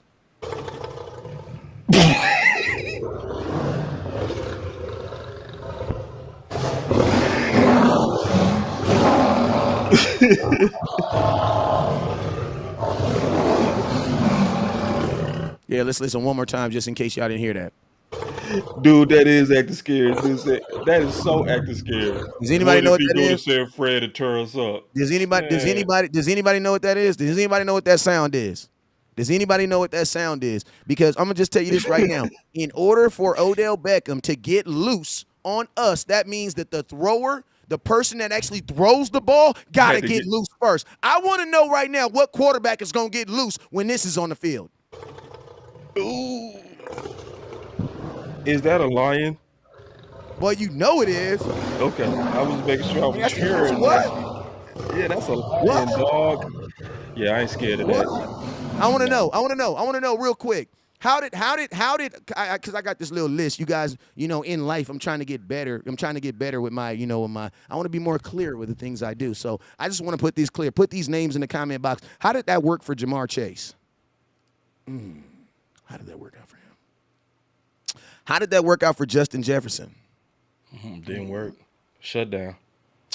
And Jamar Chase has Joe Burrows. Okay, so let's put Joe Burrows. Justin Jefferson has he has Kurt. He got Kirk Cousins. Mike Evans. How did that work for Mike Evans? Oh yeah, he got Tom. How did that work out for Cooper Kupp? I mean, he was only the offensive player of the year. He made one play. He was good for a play. So you mean to tell me that all these dudes who are all top paid or top looked at as the best in football, these dudes didn't light your ass up, but you're afraid of Odell Beckham? See, that's what I mean. That's why I be trying to say. Can you please play that line one more time, bro? Just on your point. Right. Bruh, that's why that is scary. Excellent point on showing the fear of that comment. That is scary. And I'm going to tell you this real quick for all y'all. Especially with if he go to San Fran and hurt us. That's a scary comment. Let me tell you this right here. If he goes to San Francisco, I would love that. You want to know why? because there's only one football in all of football, right? So if you're giving it to Odell Beckham, that means you're not doing what? That means you're not giving it to who? To the running back. So if you're giving, so you mean, yes, I would rather you have Odell Beckham so that it makes you want to throw more. You want to know why? Because I have a number 7, and then I also have a number 1 of these. Mm-hmm. I honestly don't think nobody can beat us when we stick to identity. That's Right, the and key thing. I also got one of these too. Look, got one of those too. Got one of those too. You know what I'm saying? Kind of got one of those too. You know what I'm saying? Yeah. So it's like I want a team to get pass happy against us. That's the perfect Me too. formula. That I is. want a team Yes, to come in we here want and that. be like, "Thank you, bro. Let's throw it. Let's Bruh, throw throw it. it. We gonna be like, Let's please throw do it. that. Please do it. Please do that. Ooh, we gonna Please." eat you up, boy. Like, I'm gonna keep it real. I would love for the 49ers to get him because think about this. Man. I want Jimmy Garoppolo to have more faith in himself throwing the ball than handing it off to Christian McCaffrey. Absolutely. Every time. Yes. Every time. Every time. And this Every right here time, gonna too. get on his ass. Right there. Yup. Man, So- come on, bruh. I think the real thing of what you said, West Coast, the number one thing that you said, and I think this is the thing that we should change the title of this show to. Do you really believe in running damn ball or not? Facts. Cause see, we saw running damn ball take noodle arm ass Cooper Rush and go on a 4-game winning streak Facts. with less weapons, and a lot of those was without Gallup. Without Gallup, y'all. Yep. So a noodle arm. So do you believe in what's been working or not? Because now, but if you believe that we need Odell Beckham, which is gonna make us likely want to throw it more with an OC that's sitting You here don't believe in isolated running in that it, you really don't believe in it. You don't really you believe in really running the ball. and then it also shows that you don't believe in the data. You don't believe in the data. See, West Coast has been preaching run the damn ball more so because he been knowing the amount of times we win based on the data of when we run the ball. So if you really believe in the data that says when we have this identity, it's hard to beat us with Cooper Rush. It's almost impossible to beat us with Dak. But we can go on a run with Cooper Rush with this philosophy. I want to do everything in my power to keep that philosophy the same. Yep. Especially when it's a risk of it changing based on the current leadership model. I'm gonna It's tell you that something, simple. boss. I'm gonna tell you something, boss. And this is not an attack on Dak, but if Cooper Rush would have played against the Green Bay Packers, we would have beat them. You want to know why? We'd have ran the ball. Because we would have only threw the ball 20 times. Yep. We would have only took and it's so crazy. Like think about like that's how powerful, man. That's how powerful running the damn ball in football. Yeah, is do you believe it? It is the most single-handedly the most strongest weapon in all of football. Yep. You know what I'm saying? Because a run, think about this. The Cleveland Browns came out of nowhere with what? With a run the butt. It was because of Chubb and freaking Hunt. It was them running that running attack. You know what I'm saying? Like it's the run. And then think about this. Like even teams like Kansas City, people always say, "Oh, Kansas City, they're a team that loves passing the ball." They do, but think about this. When Kansas City won their first Super Bowl, guess what they did the very next year with their first round pick? They drafted a running back. Yep. And they wouldn't have won that. They wouldn't have won that Super Bowl without running the ball. They MVP should have been their running back, and not Mahomes. My boy Damian Williams, number 26. Yep. Arizona Western. Man, that dude did not play good. That what bailed them out of that game was the running game. So even though they're a pass happy team, when it came down to actually getting the ring, it was on the ground. Yep. And they went and got freaking Le'Veon Bell that same year. You know what I'm saying? The same thing with the Rams. The Rams won because they kept it on the ground. Yeah. So it's like, and I'm gonna tell you this right here. Like, you also got to look at the trends. Like I always say it like this. And boss, this is some higher level stuff that I'm gonna think about. Like we had to know that this passing was gonna run out. You want to know why? Because everybody's saying it's a passing league. It's a passing league. Right. So since it's a passing league, what did everybody have to do? Everybody had to go get what? Pass rushers. Right? So think about this, bro. Even the Dallas Cowboys had to go get a pass rusher. Even we had to go get a Micah Parsons. Like, damn, he got a Bosa, they got a Bosa, he got a Watt, they got a Watt. I mean, he got a Miles. You know what I'm saying? Everybody got somebody that can get. Think about this. Freaking Robert Quinn got 18 and a half sacks and got traded the next year. You know what I'm saying? Like, that's how. Go ahead. This is a good question. Common Sense Lab said with a super chat, could OBJ have the 2018 Amari effect? The running game opened up with Cooper. No, and this is why. Because see, Amari The run game Cooper didn't open up the run game. it actually did. It actually did. But see, it was different. See, what happened with Amari is you had a real number one versus we didn't have a real number one. Okay? So when you get a real number one, that's a real threat on the outside that does help your running game. Because then if you do decide to stack the box, you got somebody on the outside that can torch you bad. And that's what Amari was. But we got a number one. The reason why I say he didn't help the run game is because of Amari Cooper, they did not stack the box less versus Ezekiel Elliott. But statistically, we did get better though. Just statistically, we did. Listen, we might have gotten better in our effort, but you also got to think like this. Amari Cooper is an above average run blocking wide receiver. So think about this. When you have a guy like who can run block as a wide receiver, that's going to help your run game too, because who's blocking once he gets 5 yards? Those are wide receivers. You know what I'm saying? But what I mean by is me personally, I don't really believe like there are some wide receivers that can, but you have to be so dominant as a wide receiver that you pull that safety off of because the safety has to decide one or two things. I'm either going to support the run or I'm going to support the pass. And typically, for the most part, when teams play the Dallas Cowboys, they're not pulling a safety to say, hey, I need to go do double coverage on this wide receiver. They're, for the most part, staying in the box. You know what I'm saying? Now, I will say Amari Cooper, he was one of the guys in the NFL that did lead with double coverages. So I can definitely see where you see it did help. But I don't know. I just Well, let me say one thing that's also why it wouldn't be the same. First of all, you also got to start with who the OC was. Who was the OC in 2018? Scott Linehan. Scott Linehan. Did we ever have to say run the damn ball with Scott Linehan? No. So we already knew our identity, and it was never questioned under Scott Linehan. The only thing that was questioned under Scott Linehan was the predictable plays. That was it. First down plays. But was that team go stick to the run game? Hell and high water. Hell yeah, they was. Hell and high water. So it's that's not even a comparison to this, because see, now you're dealing with somebody who would abandon the run game. Now Scott Linehan was committed to the run game. 2014, 15, 16, 17, and 18. Like, you got to think like this. If Scott Linehan is not committed to the run, you don't draft Ezekiel Elliott for it. Exactly, bro. No, you don't do that. Yeah, because Kellen Moore wouldn't have got a Zeke. Moore wouldn't have got Zeke no. He would have said we don't need him.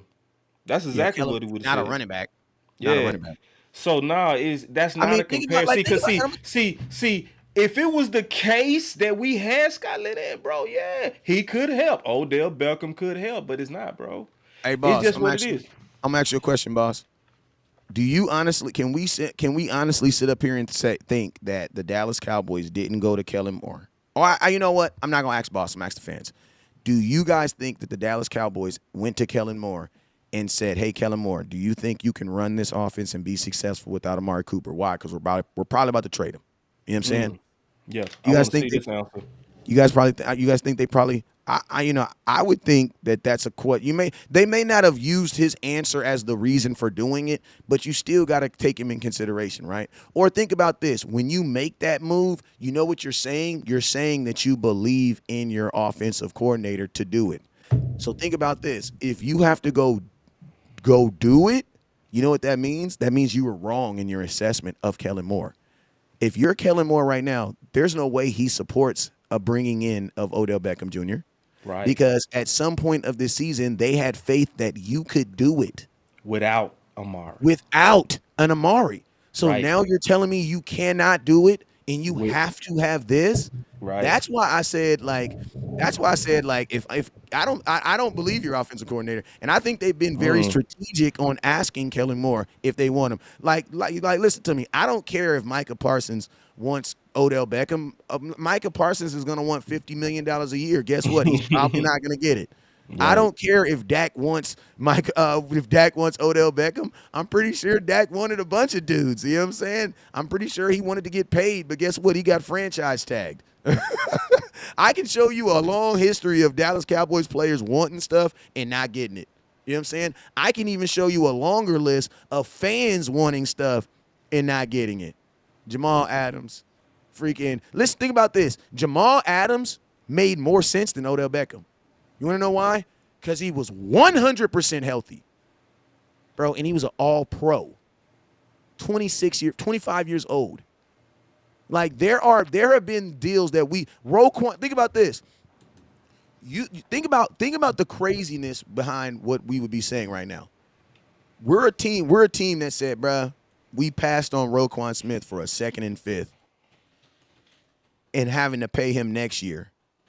But we're going to sign Odell Beckham. That makes no sense, bruh. Like, that makes absolutely no sense. If you put in your abacus, or if you put in your mathematical equation machine and it said it makes no sense for you to sign Roquan Smith, how in the hell do you put this analogy in there and it says it makes sense to sign OBJ? What is you talking about? You actually need a middle linebacker. And the dude is young. And it's a second and a fifth. What? think about that. If you get we say, there are moves that the Dallas Cowboys should have made that make way more sense than this, that were even easier to facilitate. Why? Because if you have Roquan, there is no medical, there's nothing involved. Nothing involved. You know what I'm saying? So it's like, that's why I say, like, there are actual moves that the Cowboys could have made and should have made that made way more sense and would have been making more sense for anything. But the cool thing about the Cowboys is you always got to be weary of the Dallas Cowboys when they're able to sell you their brand without selling you a product. Like, think about this right now. The Dallas Cowboys, by way of OBJ, are selling Cowboy products without OBJ even being on the team. You want to know why? Because every news syndicate, everything that's on right now is what? Dallas Cowboys, bro, OBJ. Like, that's just real. Like, he wasn't even this wanted. He wasn't even this popular or sought after when he was getting traded to when he was going to Right. when he was going to the Rams. Yeah. It wasn't even this much hype when he was doing that. And the reason there's hype is because Cowboy Nation is the one that's driving it. So my question is this: if we're the ones driving it, why haven't we signed him? You know what I'm saying? Like, why are we still talking? I don't need nobody else to say they want Odell Beckham. I don't need nobody else to say it. I need someone to say they want to sign OBJ. Because signing someone and wanting them is two different things. He told me that he dreamed about, in the shower, taking a shower, he was thinking about Dez Bryant. And I'm going to tell you this right now. When I heard that, I just knew for a fact Dez Bryant was coming back to Dallas. I just knew it, bruh. I just knew it, boss. Dez Bryant never came back to Brown. Guess what? Listen to me. Jerry Jones told Jimmy Johnson, Jimmy, I understand this is the Hall of Fame, the greatest achievement of all. But I want you to know there's something better than this. Here, everybody looking like, what the hell could be better than the Hall of Fame? You're going in the Ring of Honor. Yes, Jerry went on the Hall of Fame show and told someone else that that's just like going up there for a Grammy and be like, yo, man, shout out to this Grammy, but I want to let you know you about to get this BET award at the end of the week too, man. You know what I'm saying? Shout out to them, but we got this BET award for you, right? Well, guess what? Jimmy ain't even in the he's not even in the Ring of Honor right now, bruh. So it's like Jerry Jones will literally say stuff and it's not that he lies, he just don't do it. Is that considered lie that's still considered a lie, right? Because he technically telling the truth because you are going to get in, he just don't know when. You know what I'm saying? So it's craziness. Jerry Jones has literally told us stuff and not come through for it. You know what I'm saying? So that's why I say it for me. This would fall if that's honestly, I want to know to the Cowboy Nation this. with all the hoopla and everything that's been said about OBJ, how will you feel about Jerry Jones and his organization if they don't get OBJ?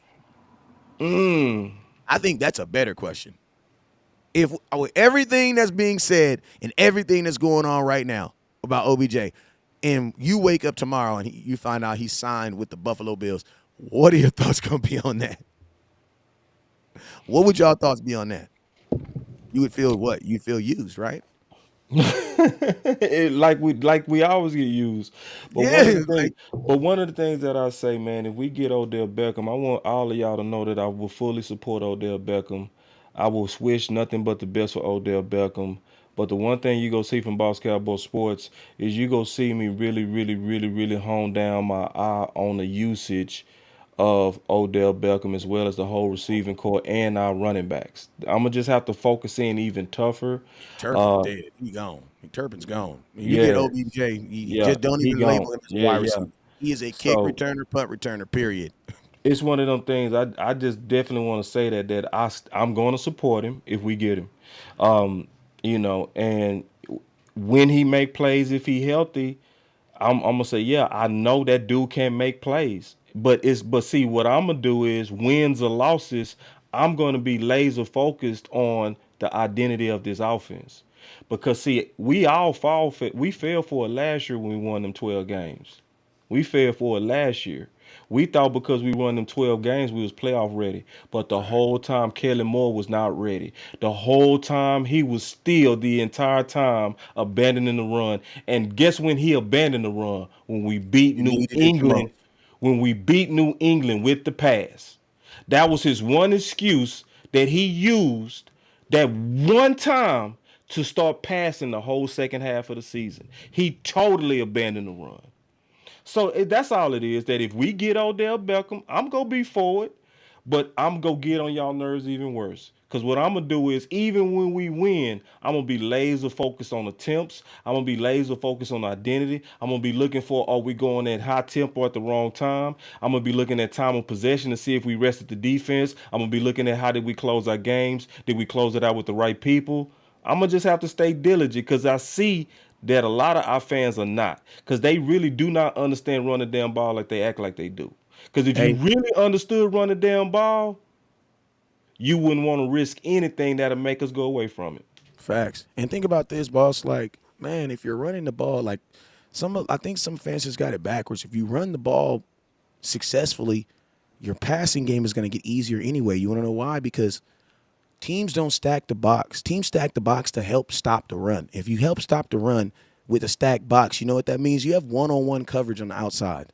That means all you have to do is beat. You have guys that need to beat their guys. That means CeeDee Lamb is one-on-one with a corner. That means Noah Brown is one-on-one with a corner. You know what I'm saying? Everything is going to get easier anyway while you running the ball. That's why Noah Brown was able to make plays in a game when Cooper Rush was the quarterback. Why? Because you were running the damn ball and he was giving him the one options on the outsides. So it's like we gotta listen to me. I know there's people out there. Amari Cooper did not help this run game. I'm sorry. Like the only thing that he helped in was blocking downfield, but the Dallas Cowboys did not throw the ball to him enough for him to be used as a decoy or anything else. That is just on. Listen to me. That the team still fear your ability to run the ball. No, Like they feel that and more think than about anything. this. I'm gonna tell you this right now. The reason why they're stacking the box is because of Tony Pollard and what Ezekiel Elliott is doing. And guess what? They're not gonna move. They're not gonna move that for no damn wide receiver. They're not gonna do that because teams understand that when you run the ball on them, that is a physical beat down. When you're passing the ball, we still good. We can still run. We can still guard y'all all night. But when you're running the ball, I gotta commit to stopping the run. You know what I'm saying? So and like think about this. That's how Green Bay did is like think about like freaking on Aaron Rodgers' his fifth pass of the game. He threw a play action bomb touchdown. You want to know why? Because they had ran the ball 13 times up to that. And guess what we had? We had single. We had all our corners up in man press. Why? Because they were up trying to help the run. That's how a guy like Anthony Brown gets beat. Why? Because there's no help. Why? Because the safety's trying to help the run. And those are the mindset that we need to do. That's the mindset that we need to be playing. Like we need to be running the ball, running the ball, running the ball, running the ball. Guess what they do? When they sell out to commit to stop the run, guess what? That's when you go over top. That's when you go tops. And then at that point, you don't need Odell Beckham, bro. You got a one-on-one with a wide receiver who knows where he's going versus a corner who don't. And look, think about this. That Watson kid, y'all didn't know who he was. The dude had 3 touchdowns. Why did he have 3 touchdowns? And he had 3 touchdowns on 3 different corners. You want to know why? Because the Dallas Cowboys had to commit to stopping the run. We had to commit to stopping the run, which did what? Which made all your corners get one-on-one coverage. Why? Because there was no safety help. Why? Because the safety had to help with the run. So that's why I say the Green Bay Packers philosophy is what the Dallas Cowboys should be doing. We should be punishing teams with the run, punishing them with the run, punishing them with the run. And then guess what? As soon as they commit to the run, that's when you hit them with a play action and you pick your poison. Whichever wide receiver's open or whichever one you think can outrun the corner, just throw it up there. Because you got one-on-one coverage with a cornerback who's in a back pedal. And listen, boss, we are both corners by trade. That's what we did for a living. That's what got us through college. We all know a wide receiver ain't even got to be good. He ain't even got to be fast. I'm running backwards. He's running forward. For the most part, he's going to have action on that ball. You know what I'm saying? So those are the type of opportunities I want to create for the Dallas Cowboys with winning the damn ball. Because guess what? If you do that, all your receivers are good enough for that. So Because my Green boy, Bay's wide receiving core is not better than ours. And look what they did.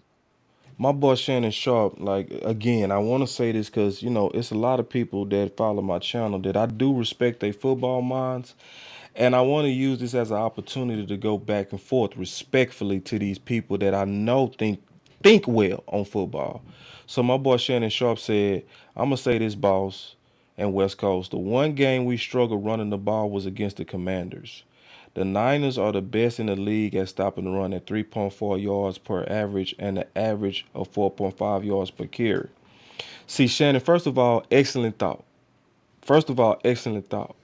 But I also want to say this about the Washington Commanders, okay? Remember, I did a whole breakdown of how Kellen Moore ran the ball that game, which is why I trust him even less. You remember I did that whole breakdown of how he was stubbornly running the ball directly at Allen and Payne, that he showed no creativity at all that game because it was like he was trying to sabotage the run game. So me and Candy did a show before that game, and we both identified that the biggest risk in that game and the biggest matchup problem was Allen and Payne, and your dumbass OC went right at them boys. So Yeah. when you say we struggled, you also got to look at what he did. So did he run a toss? Even one toss? No. Did he run counters? No. Did he run traps? No. He ran zone right, zone left with Pollard and Zeke the entire time and banged it up the middle. So Kellen Moore is dangerous, especially when you use the Commanders as an example, because it showed you he was being very stubborn. He was being very stubborn. And remember, after that game was where I did that breakdown where I said, Kellen, don't just run it. Because Mike McCarthy said what? I don't care what you do. I want them the boys to get the touches. He said, I don't care if you pitch it to him, throw it to him, or run it. But what was Kellen Moore's stubborn self doing? He was just running one play, zone right, zone left. Like stubborn. So it's like I see a setup dude, bro, just keeping it real. And yes, I do recognize San Fran. I do understand that San Fran is out there, but I'm not gonna use the Commanders as an example of a reason to fear San Fran. I'm just not. Yeah, and I'll piggyback off of this and say this, man. We didn't have a problem running running the ball versus the Washington Commanders. Like what y'all got to understand is this, man. The run game always works. I'm gonna tell you why the run games always works. Because tell me in a game where you ran the ball and the clock stopped moving. Right. See, this Right. is what you guys got to understand. That there are multiple things that you get positive from running the ball. One, the clock. You control the clock. Think about this. One would say that when the Washington Commanders beat the Philadelphia Eagles, that damn, they ran the ball 47 times at 3 yards per carry. You know what one would say? The run game didn't really work. But you know what Right. the run game did do? It opened up all their play actions. And you know what it also did? It allowed the clock to keep on running.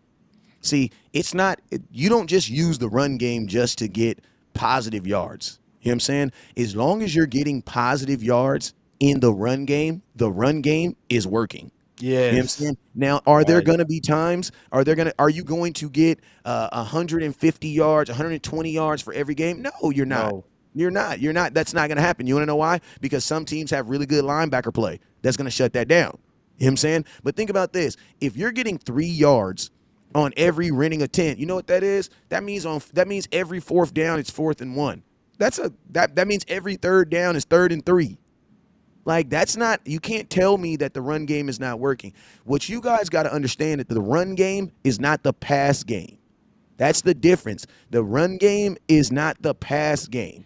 You know, the run game has its own nuances. Like you can't control anything with the pass game. And to be honest with you, there are more negative things that happen when you pass the ball. And when you actually, because think about this, when you pass the ball, 3 things can happen. 2 of them are negative. 1, he can catch the ball. 2, it can be an incompletion. 3, it can be intercepted. There are more negative. 4, it can be a pass interference that don't get called. Penalty. Still, think about this. There are still more negative things that can happen. There are still more negative. Think about this. What's the most negative thing that can happen when you run the ball? You lose yards. Well, guess what, fellas? When you lose yards in the run game, does the clock keep on moving? Yes, it does. Yes, it does. So that's why when people are winning, they just kneel down and they just take yards. Want to know why? Because even when you lose yards with the running game, the clock is still moving. That's why I say versus the Green Bay game, we have to understand, our offensive coordinator needs to understand when it is time to win games and when it's time to close games. Like you know how your mama come home and be like, yeah, you guys didn't played. It was good. It's time to start wrapping this thing up. Why? Because we're about to leave. We're about to leave. Like Kellen Moore needs to and that's what you guys, because think about this. In the Green Bay game, we didn't need 180 yards. We didn't need that. What we needed is 12 more running plays, because guess what? Those 12 running plays times 45 seconds on the clock, guess what? Green Bay doesn't have enough time. Right. Think about this. When you played Tampa Bay last year, not this year, but last year, when we still had 2 minutes and 43 seconds left on the clock and we decided to pass the ball, guess what? In that game, you didn't need to score. You needed to do what? Run the ball 3 more times so that you could do what? Burn time off the clock. Right. And guess what? You can even lose yards. You can lose yards and still win. Yep. So that's why I say the Dallas Cowboys, you said an amazing thing that I always bring up too. Situational passing is also important too, because that's what really, think about this. When his back is against the wall and he has to fight and crawl his way out of a situation, you know what he's going to do? He's going to throw the ball. And I'm going to tell you, then I'm going to give you another example, because some of y'all don't remember this, but y'all going to remember this. Y'all remember 2 years ago when we played the Tampa Bay Buccaneers, right? Their kicker pinned us down on the 3-yard line on the very first play of the game. Do you know what the very first play of the game was? The Dallas Cowboys dropped back, threw it to the left, and Amari Cooper went 26 yards and got you out the red zone. So did. So when Kellen Moore's back is against the wall and he needs to make the play, he does what? Pass. He throws the ball. I was talking to and he admitted that he a crack addict like that, bro. Yeah, hey.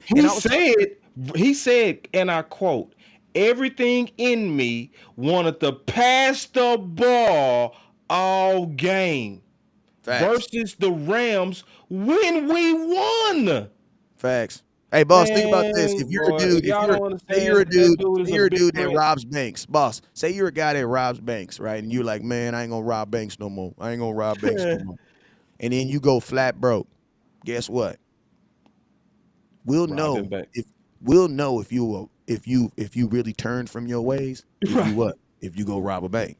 Right. But if you be like, I ain't gonna go rob no bank, I'm going to go get a job, I'm going to just go hustle me some cans, then guess what? Then we can look at you as a man who changed. Right. But guess But he what? It's doesn't. He ain't listen, shown it. you can work, you can do all this, you can say all this good stuff, but we know who you really We are know. Well, when some your of us back's know, because exactly. clearly some of us don't know. I'm being honest. Clearly, people don't understand the risk of killing. People just don't get that. That's the part that people don't get. They just drunk on the potential of Odell Beckham. They don't get the risk that goes with Odell Beckham being with Kellen Moore. That's what they don't get. Everybody drunk on he makes us better. Listen, if healthy, I already told you he make us better, but he also makes it risky. And see, Hey, nobody addresses that. And I want to read this real quick. This is what Shannon Sharp, my homie. And we got a 99 super chat. He said, Jay the Great, he dropped some money. I appreciate that, big dog. Shannon Sharp said, yeah, I remember that breakdown, boss. Kellen was just running the run. No outside runs or nothing. You're right again, boss, but I really want OBJ for the playoffs, so I'm going to keep thinking of a better reason. hey, I'm gonna tell you this. I'm I gonna tell can you this rock right with here. you for that, dog. Hey, I can I can tell y'all rock with you something? for that. This, hey, That boss, boy this let me tell say, y'all I'm this. going to This let think me of tell y'all. something else. For y'all folks, I love listen it. to me. For y'all folks that want to go into the playoffs feeling the way that you think OBJ is going to make you feel, go find a linebacker. I'll tell you this right now. You know Ooh. that feeling that you feel like OBJ is going to just do it when I get in the playoffs and I'm going to feel like this? Go get a linebacker and you'll actually have that. You may not feel it, but you'll actually have it. After the game. Like listen to me. A linebacker, if we go get a linebacker, that's something you're gonna appreciate after we get into playoffs. Yes. OBJ is something that you guys are just happy about right now. But if you go get a Ooh. linebacker, that's going to be something you're going to be Yes. thanking yourself after. Because think about this. I'm going to ask you guys a question. I want to ask you guys a question real quick. I want to ask you guys a question. Oh What do you man. guys think? What do you guys think teams will do if they cannot run the damn ball versus the Dallas Cowboy defense? Let's talk about a different conversation. All Let's right. stop OBJ for a minute, quick second. Let's go. And I gotta say this point too, real quick. All right, go. Just to help your point out, Boss Cowboy, Okay. because Yeah. Yeah. people be like, oh, you can't tell me that just because we get OBJ, we're gonna throw the ball more. Okay, well, I'm gonna ask you guys a question. When the Dallas Cowboys were up 28-14 on the Green Bay Packers, whose decision was it to call 14 more passing plays after that? Because if whoever that guy is, his ass needs to be fired. That's all I Right. need to say. And that was the And if it guy was Kellen that Moore, the boss covers. Boss Yeah. Cowboy's right. You have to admit, Boss Yep. Cowboy was right. Right. Can we say that? Yep. We can say that. You We can should. all admit that was what? That was Kellen Moore's job. He called that game. Right. So we already see a sample size of what Boss Cowboy's saying. Because even when we were up without Odell Beckham, this motherfucker still threw the ball. So how Right. can you tell me 14 that he's times. not gonna? He's for sure gonna do it with Odell Beckham, bruh. Oh, Like he just proved it in the he Green Bay proved it. Packer game that he's He gonna do it. did. He did. He And proved it. he did it after Mike McCarthy said, "I don't see us changing." Facts. So think about this. You're actually hoping that Kellen Moore goes against himself. That's not gonna happen. It's not gonna happen. See, when West get like Not gonna happen. this, Not gonna this is happen. when West in the zone right here. That This ain't the gonna happen. West I miss right here. This the one. This the one. They're not. It's not gonna happen. So he gonna have to go against himself, dog. It's not gonna happen. Nah, that ain't gonna happen. That ain't gonna happen. That ain't That's gonna just happen, bro. That ain't gonna happen. So this is what I need all of y'all to know, bro. Whether you agree with us or not, at this point that don't matter, because likely they go do what they want to do anyway. What y'all gotta understand is, from my perspective, the best way to move forward is to protect the run identity. That's our now to y'all think the best way to go forward is to give Kellen Moore a weapon for the playoffs. Okay. Okay, cool. Give him a better center, shit. Yeah, give him a better center, bro. Give him a guard. But listen, y'all. I mean, y'all just different from me. Cause all I needed to see was Green Bay. And let me tell you why all I needed to see was Green Bay. Because at that time, I was thinking West was wrong. Hear me out. West was saying, we don't need to get Odell Beckham. I was saying, Wes, you don't see the current. I see Jerry Jones over here saying run the ball. I'm seeing Stephen Jones saying run the ball. I'm seeing Mike McCarthy saying that we not go change. So I was like, well, it really looked like Kellen Moore has been put in check. So I'm willing to take the gamble on Odell Beckham. Wes was like, it's a bad gamble, boss. It's a bad gamble. And I'm like, ain't no way we going back, bro. Just ain't no way. I said the same thing to Coach Marv. Coach Marv said, boss, you forgot. We was 6-2 last year when he abandoned it. I said, okay, you right. I said, you right. I said, well, let me just see after Green Bay. And then after Green Bay, the first thing Monday I did. So some of y'all, I guess y'all need to see more, okay, from Kellen Moore. Y'all need to really see, because I've seen enough. No, Okay? we don't need to see more. Hell no. No, Y'all I'm need to saying trust they need to see more. I don't want to see no more. It's my season. Hell no. Y'all need to trust Boss Cowboy and Boss Cowboy. Yeah, that's Just right. trust us. You need to Just trust us on this one. Yeah, on this one, trust us. And so y'all got to realize I changed. See, that's what they don't get, Wes. See, they acting like I always been on this side. I have not. If you go listen to my shows from last week, you'll think it's a different person.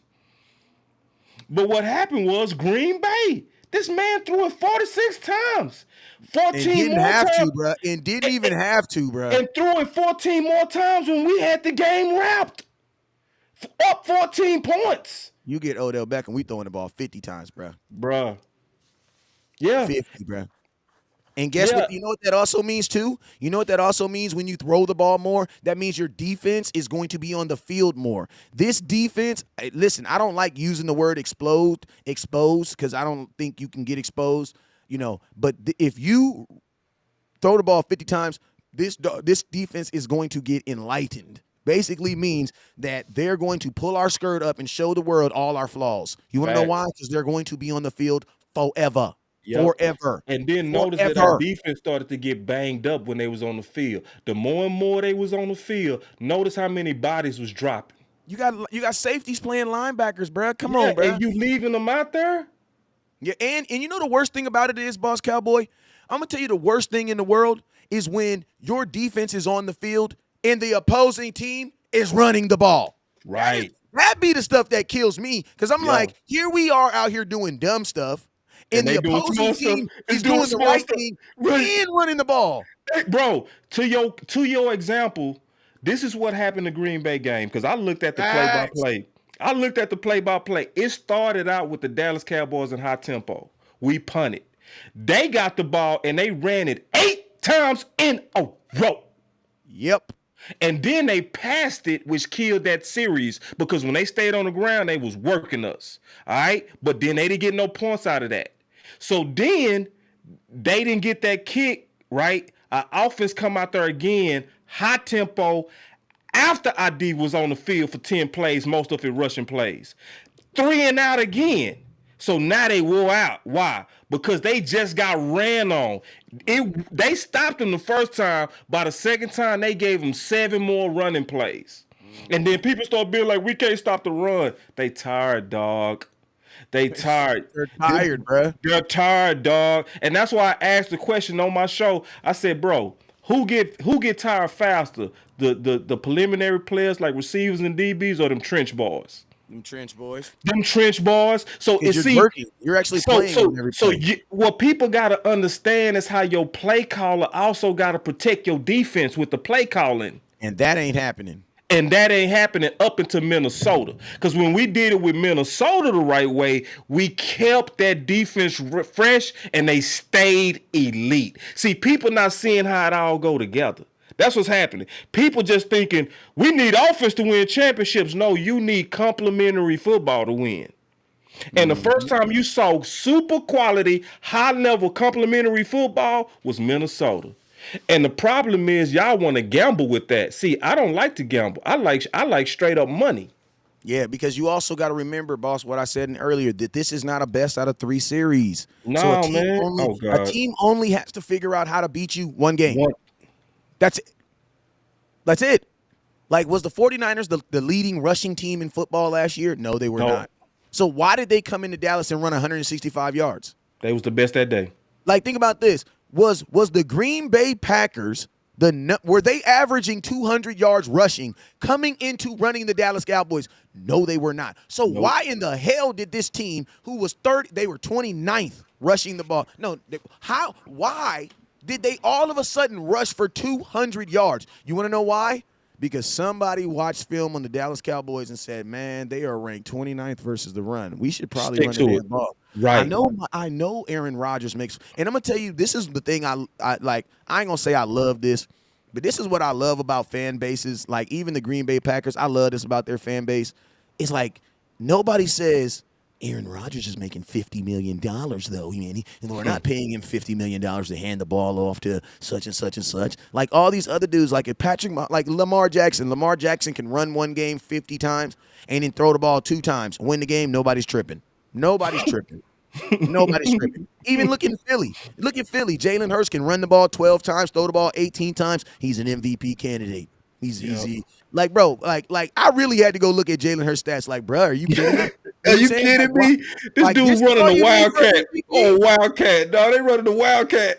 Like, bro, like, listen to me, bro. Like, the criterias of an MVP are just getting low around here. That's Oh, all my I'm God. That That's all I MVP gotta is say. That too is low, low. dog. Hey, but see, let me add something to your point real quick, dog. You know Nobody what cares, frustrated though. Nobody trips on them, bro. You know what Nobody frustrated trips. me the most on that Green Bay game, to your point, bro? You know what frustrated me the absolute most? Aaron Rodgers still got to do the end-time interview, even though he was not the reason he won the game. No, but Okay. you said the right person, but the wrong situation. Go ahead.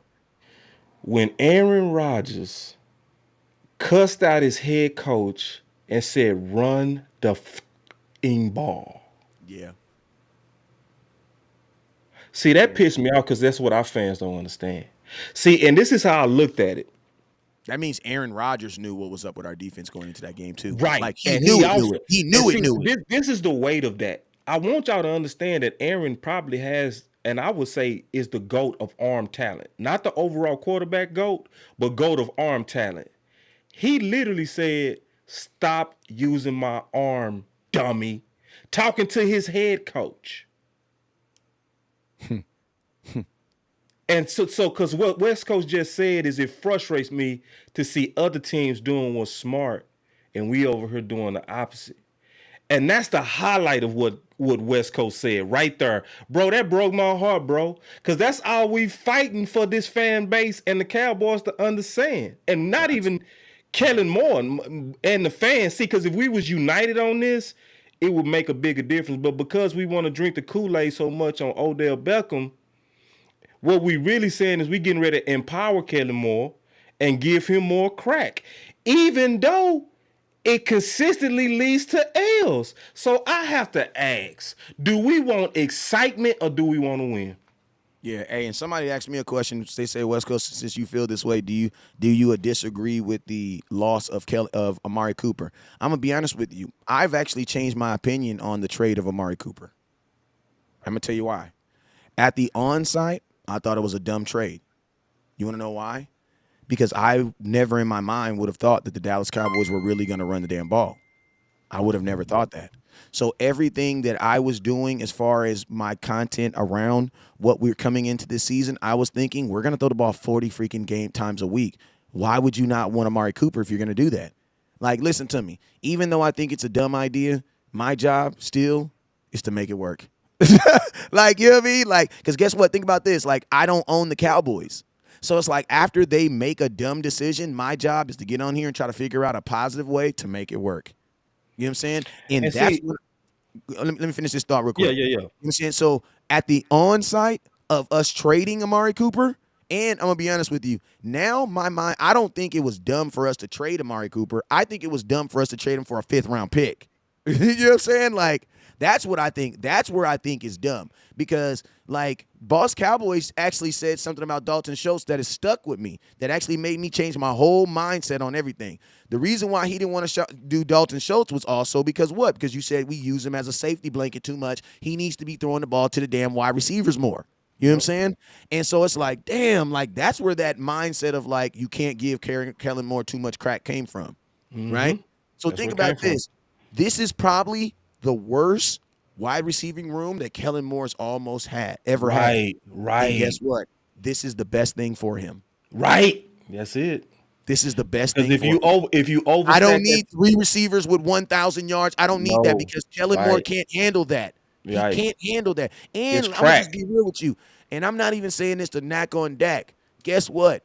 Just like when Lamar Jackson can't run no more, he's going to be a different quarterback. People need things to help them be the person that they are. Bro, Dak don't need to be throwing the ball no 35, 40 times. That is not what you paid him for. He didn't even think about this. Dak didn't even start having consistent games of 35 and 45 attempts until after he got paid. So really, people say, oh, the money changed Dak. No. No. I mean, people say Dak, no, what really happened is the Cowboys paid him and wanted him to be somebody else. Like, they paid Dak Prescott with the hopes that he would be Tom Brady or that he would be Aaron Rodgers, a guy that would stand in the pocket. But what the Cowboys should have been paying him for is for who he is, and that is an athletic quarterback. And I'm going to tell you this right here. Give me Dak Prescott with more rushing touchdowns, and that is going to be a team that is going to be unbeatable. Instead of us trying to force the ball down the field to freaking Odell Beckham, let Dak run. Like, I know y'all, listen, most of y'all don't even like Dak, so why y'all get mad if he get hurt or not? Like, then guess what? If he get hurt, Cooper Rush going to come in. Y'all told me Cooper Rush was better than him anyway. So why would I be scared? Check this out, Wesco. It almost sounds like it's a win-win for everybody, right? If you don't like Dak, run him more. Why? Because then you'll get hurt. Then the real quarterback you like gets to come in. So check this out, Wes. This is also what I peep is going on. I've seen a couple of questions about old feelings about Amari and what's going on is a temperature. It's a temperature check of our consistency. So this is what I want to say to that. Y'all also got to give time to catch up. Meaning this, there's stuff that we know this year that we didn't know last year with Amari. See, last year, CeeDee Lamb that we know about CeeDee Lamb right now. It's stuff we didn't know. So this year is when we heard about, like, we already knew Mike was begging for Amari to get the ball last year. That didn't happen. We always knew that Mike McCarthy was begging for us to run the ball. That didn't happen. But this year, Mike came out and said, I don't see us changing. But we changed. You see what I'm saying? He basically was saying, I don't see us going away from the run identity. Kellen Moore still did. See, that's new information that we didn't know last year. See, now we know this year that we didn't know last year that Mike McCarthy came out and said, I was never a fan of option routes. You know what this also means too, Moss? You know what this also means? This also means that Kellen Moore and Mike McCarthy I'm not saying there's a rift. No, it's a rift, dog. No, it's a rift. I just don't like starting drama. I don't like starting drama. It's not. And I know you're not saying it in drama, but it's a difference in vision. There's definitely a difference in vision. And facts. so this is what we used to always say: when you got two divisions, you got division. Yeah, and I'm gonna tell you this right here. If this would have been two explosive individuals, like, praise God, they are. I was making a point. Let me finish that point I was making though with looking at Amari Cooper from now versus then, because this is the big point that I'm gonna say. I'm gonna shock y'all. If Amari Cooper wanted to come back right now, I wouldn't even want him. Nope, I wouldn't. I wouldn't. See, I know too much now. Bro, that's why I brought all that up. See, because I know too much now. See, exactly. I didn't know last year the level of dysfunction on Kellen Moore that I know now. Yep. Like when I see your head coach say I was never a fan of option routes, and I now see your OC still doing option routes week 8, 9, 10, but we got problems that I didn't even know we had last year. But, boss, can I say something too, though, boss? Because one thing I will say this, if Amari Cooper was still on this team, it would be different. You want to know why? Because Dak Prescott was with Amari Cooper 2 years, bro. So it's like think about this. Like, Amari Cooper is a symbiotic route runner. Like, that's why Dak's touchdowns went through the roof when Amari Cooper came through. Why? Because he's such a good route runner. A lot of times Amari Cooper was just flat out open. Yeah. So it's like, I think Odell Beckham's not, like, we got to be real. Odell Beckham is not Amari Cooper. Like, he's not Amari Cooper. No. He's not. Yeah. Like people won't admit it, but Amari Cooper's damn near like a top 7 receiver in football. Right. And see, and if you got Amari, then maybe if we had a smart OC, I wouldn't be wearing this hat. Facts. You see what I'm saying? But because we got a dumb OC, I'm team rock run Wearing the that. damn ball. Wearing that. You know what I'm saying? If we had a smart OC, I still would have been on. I mean, I ain't wearing that hat. I want us to be adaptable. Because that's what I used to say. Like, West Coast used to be like, say, bro, why you not rocking it? I'd be like, bro, if they got a weak secondary, I do want us to go at them on the perimeter.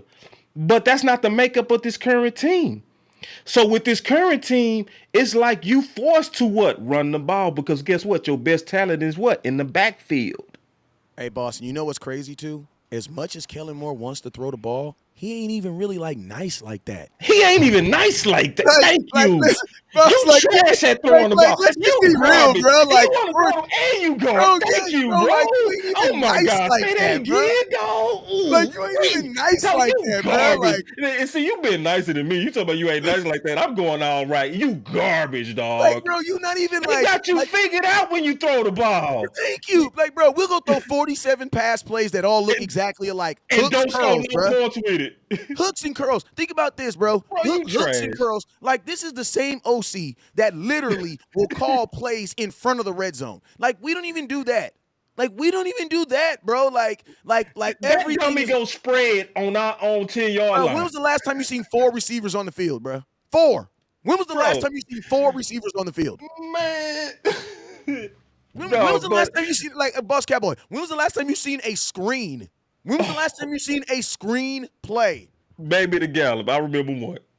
Bro, like, that's what I'm saying. Like you're not even like nice in the pass not nice, game, bro. dog. You acting like you Andy Reid. You ain't, boy. Man, thank you, Wes. That's the comment Not of even the nice, day. bro.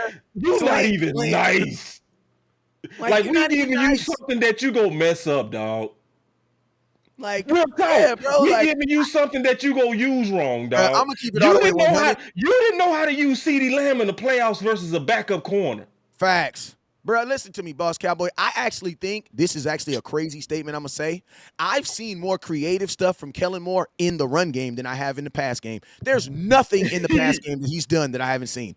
Now, there's some stuff in the run game I was like, damn, I ain't never seen that before. That's dope. Like, that's dope how you got CeeDee Lamb in there playing running back. Okay. Then the next game you set up a play and then you threw him the ball and he scored a touchdown. That's dope. I see how you set that up. You put that on film just so they can. I see that. Bro, I think my boy Bouncer got the comment of the day. He said, I ain't never seen a passing formation from Kellen Moore that made me be like, damn. Except for when he put the 3 tight ends on the field. Yeah. That was it. So check this out. He said, at BossCowboySports, we need Kellen to win out. That's the only way we can get Kellen out of Dallas. Facts, dog. Real talk, bro. Because I'm super happy that the rumors are starting to grow again in terms of Kellen Moore as a future head coach. We like, me and Coach Marv was like, we going to do a show. We going to do a fake show on why it makes sense. We going to be lying all day. But we... Kellen Moore, listen to me. If Kellen Moore can go to a team that's like a startup team where he can pick the players that he wants and from the ground up, I actually think he'll be okay. Kellen Moore doesn't work for the Dallas Cowboys because everything about our offense says run the ball first. Like, if Kellen Moore went to Kansas City, a team that's built to throw, I think Kellen Moore could succeed. He just can't succeed here because that's not what our identity is. It's like, listen to me, man. I grew up in the HOOOD. You know what I'm saying? I listen to Tupac. I listen to such and such. I listen to such and such. You know what I'm saying? If you from Nashville and you drop me in Nashville, I can listen to the GOAT all day, Kenny Chesney. I can listen to Garth Brooks all day. And guess what? I'm just not going to feel it like that. Want to know why? Because that's not me, baby. Kellen Moore needs to go to a system or a team that is like Boise State or like the Detroit Lions want it to be. So, like, I think he would be good in, like, Las Vegas because they want to do that. I think he'd be fine in Kansas City. I think he'd be fine in Chargers. Like, think about this. They all, like, the Chargers got a quarterback that ain't never even had a winning record, but he throws a bunch of touchdowns and a bunch of interceptions, and everybody loves him. You know what I'm saying? So I think he could work, but you cannot work in Dallas where it is clear. It is clear. Yeah, that we're running team. That we built to run the ball. Yeah, we see. Yeah, because it's common sense with the way that we built to run the ball. He can go to Miami. They'll love him in Miami. And they'll throw the ball 50 times. And guess what? People be like, oh, but will it work for them? If it works for them, why can't it work for us? Well, get a whole new offensive line. It's going to start there. It's going to start there. And I'm going to tell you guys this like this. If you're a team, this is probably the last thought I'm going to say. If you're a team that has Zach Martin on your offensive line and he's playing at a high level, your ass should be running the ball. Facts, dog. Period, bro. The reason why these teams can't then run, you really should name that whole line, really, dog. facts, because Steele is, bro, Terrence Steele, bro, y'all going to do a show Like, on him. why the He's about to get paid. Terrence he's Steele gonna is going get to paid, dog. You see what he did? Oh man, what he did to Minnesota was so dirty, dog. But listen, y'all. Franchise tag. Oh, you know what? I do think we getting ready to get Odell Beckham, though, bro. I don't. You don't think so? I don't. I'm gearing up for it. But this is the thing. Real quick question. Why you don't think we go get him, bro? I want to hear this. Because there's more benefit. Like, this is the thing. Like, Jerry Jones is the type of dude where he doesn't need teammates to tell him that he needs to go get someone. Like, Jerry is a real dad. Like, he's a real, when I come in the house, I want my plate on the table when it's done. You know what I'm saying? I want the big cup. You know what I'm saying? Jerry don't okay, I see what you're saying. This looks like wrestling is what you're saying. Yeah, man. The fact that you got all these dudes begging Odell Beckham is not how we move. That's not how we move, because Jerry Jones will, listen to me, Jerry Jones will sign players that everybody say don't sign, and he does it quiet, and he usually is very quiet. Thank you. And like, think about this: when we traded for Amari Cooper from the outside in, everybody was looking at us like, "What in the hell did we just do?" Right? You gave up a first round pick for nobody what? saw it coming. Nobody saw that coming. Mm-mm. You know what I'm saying? It's like it was silent. Yes, like, and then nobody saw all these signings coming that we did. Nobody saw the Peters coming. Nobody saw Anthony Barr coming. Nobody saw that DT we got coming. Nobody saw it. Like, it just happened. And then think about this: Tack McKinley. We actually worked him out in the beginning of training. And then all of a sudden signed him. And all of a sudden he comes in. So it's like, when not a peep, but this one is a parade. This one is getting the megaphones. This one is Puff Daddy all in front of the mic. You know what this is, boss? You know what I honestly believe this is? This is publicity. Not even that it's just publicity. This is the Dallas Cowboys' attempt to get a better price with Odell Beckham, because they already know his price. Yeah, they know his price. The only reason why you're selling to OBJ right now is because you've already told him no. Right. I'll tell you why you've already told him no. Because think about this. If you've been talking to OBJ, why do we need to sell? There's no selling involved. We're already talking to you, bruh.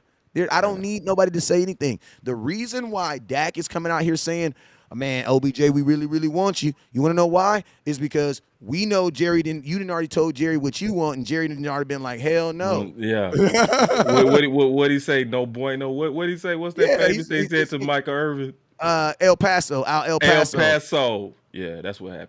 Yeah, that's why I think he got that El Paso. Yeah, it's like you go into a cell phone store and daddy be like, man, you want to buy this phone for my daughter? And the dude's like, how much is $1,000? And daddy be like, no. And then the daughter starts selling, come on, daddy, can I please get it? Please, please, please, please, please. And daddy's like, man, I don't even have the money physically to get it. You can sell all you want, but it's not going to change my decision. Yes, I want it for you. I would love to get it, want it for you. But my question is this. If you're Jerry Jones and you look at the players that we have to sign next year, is Odell Beckham worth losing a Donovan Wilson? Is he worth losing these other guys that are all on 1-year deals that you are going to have to sign? And my thing is this: if Odell Beckham can't immediately help you right now, and you feel he can't immediately help you, you don't care about next year. You want to know why? Because they're going to be cheaper talent in the draft. And in draft, bro, listen to me. And healthy. I said like this. I said this crazy statement. It would actually be cheaper to go all in and get Marvin Harris Jr. next year. Facts. Because you would even if you had to give up a whole bunch, you would still have him for 5 years, and he's 22. Right. It's just common sense. That makes more sense. That makes more sense. That makes all the sense in the world. See, because what's also, I believe, is happening too is, remember Anthony Barr representation came out this offseason. It said that he was looking for $11 million. And then what? Womp womp. Facts. Womp womp. So listen, y'all. The only way we go get Odell Beckham is an extremely womp womp contract, y'all. Extremely womp womp, and he don't want that. And I'm gonna tell you this right here, like, I could almost see Odell Beckham not getting signed. You want to know why? Because any team in their right mind would not sign him, bruh. Like if Odell Beckham was saying, "I'll take a 1-year deal," but you got to think the reason why he doesn't want to take a 1-year deal is because he was on one last year for $780,000. He only made $780,000 last year, so he because of the crypto. because it was prorated. He desperately does not want to sign a 1-year deal because it's not even a 1-year deal. It's like a whatever you get is going to be prorated over like 4 games. So you'll only get paid like, say you sign $2 million. They're not going to give you $2 million for 6 games. They're going to prorate that $2 million over that 6 games, right? Right. So it's like, for Odell, it doesn't benefit him to sign a short deal because it's not really a year deal. It's really 4 or 5 game deal and whatever that money adds out to. So Odell Beckham, in his mind, the most important thing is not winning a Super Bowl this year because you just won one last year. It's making sure that that you don't have to go through this next year when there's actual better options available next year. That's what Odell Beckham is trying to do. He's trying to get on another team because, bro, at 31 years old, you don't want to be in free agency. And see, my boy Kevin said, "Trust your gut, boss." I want y'all to understand how I am and how I think, bro.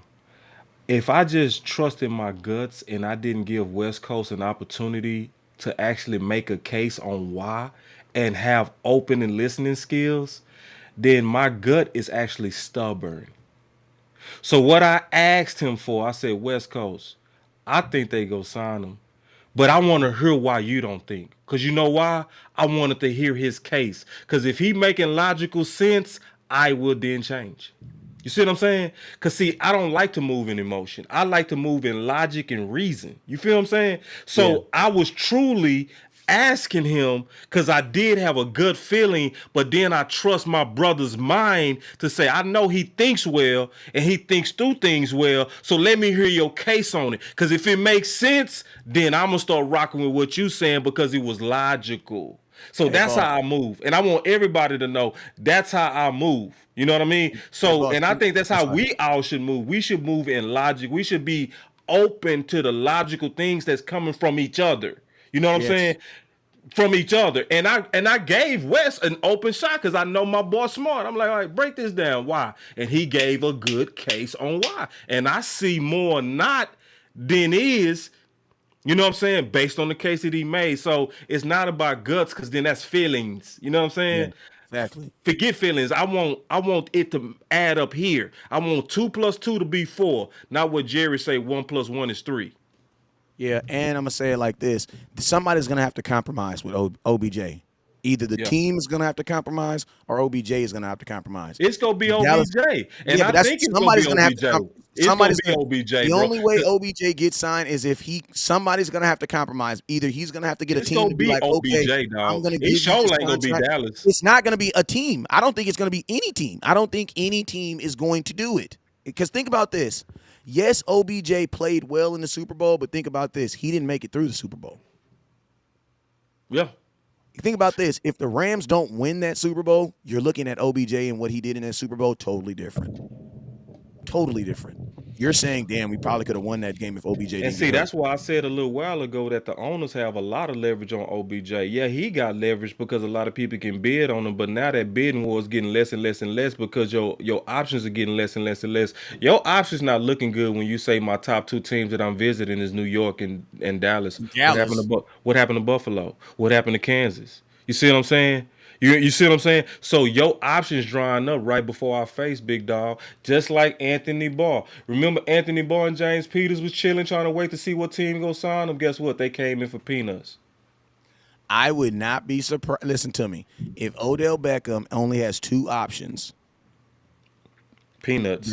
Then I'm gonna tell you this right now. If he ends up being a Dallas Cowboy, the Jerry Jones dirt cheap. It's gonna be dirt cheap. He's gonna have to buckle. Because I'm gonna tell you this right now. Buckle. The Cowboys are not gonna be interested. The way the Cowboys draft, there's no way they're interested in him next year. Exactly. There's no way. And then ain't no way. And listen, bro, let's keep it real too. Let's keep it real. It's no way they're interested when they are number 1 in the league in points right now with that. Facts. Just on business, y'all. We just talking return on investment in business, y'all. Just straight up, dog. We know Steven, bro. Come on now. Steven go spend money he don't need to spend. Is he? No. No. So we number one in the entire league since Dak done got back in points, but we gonna go out there and spend some extra. Okay, sure.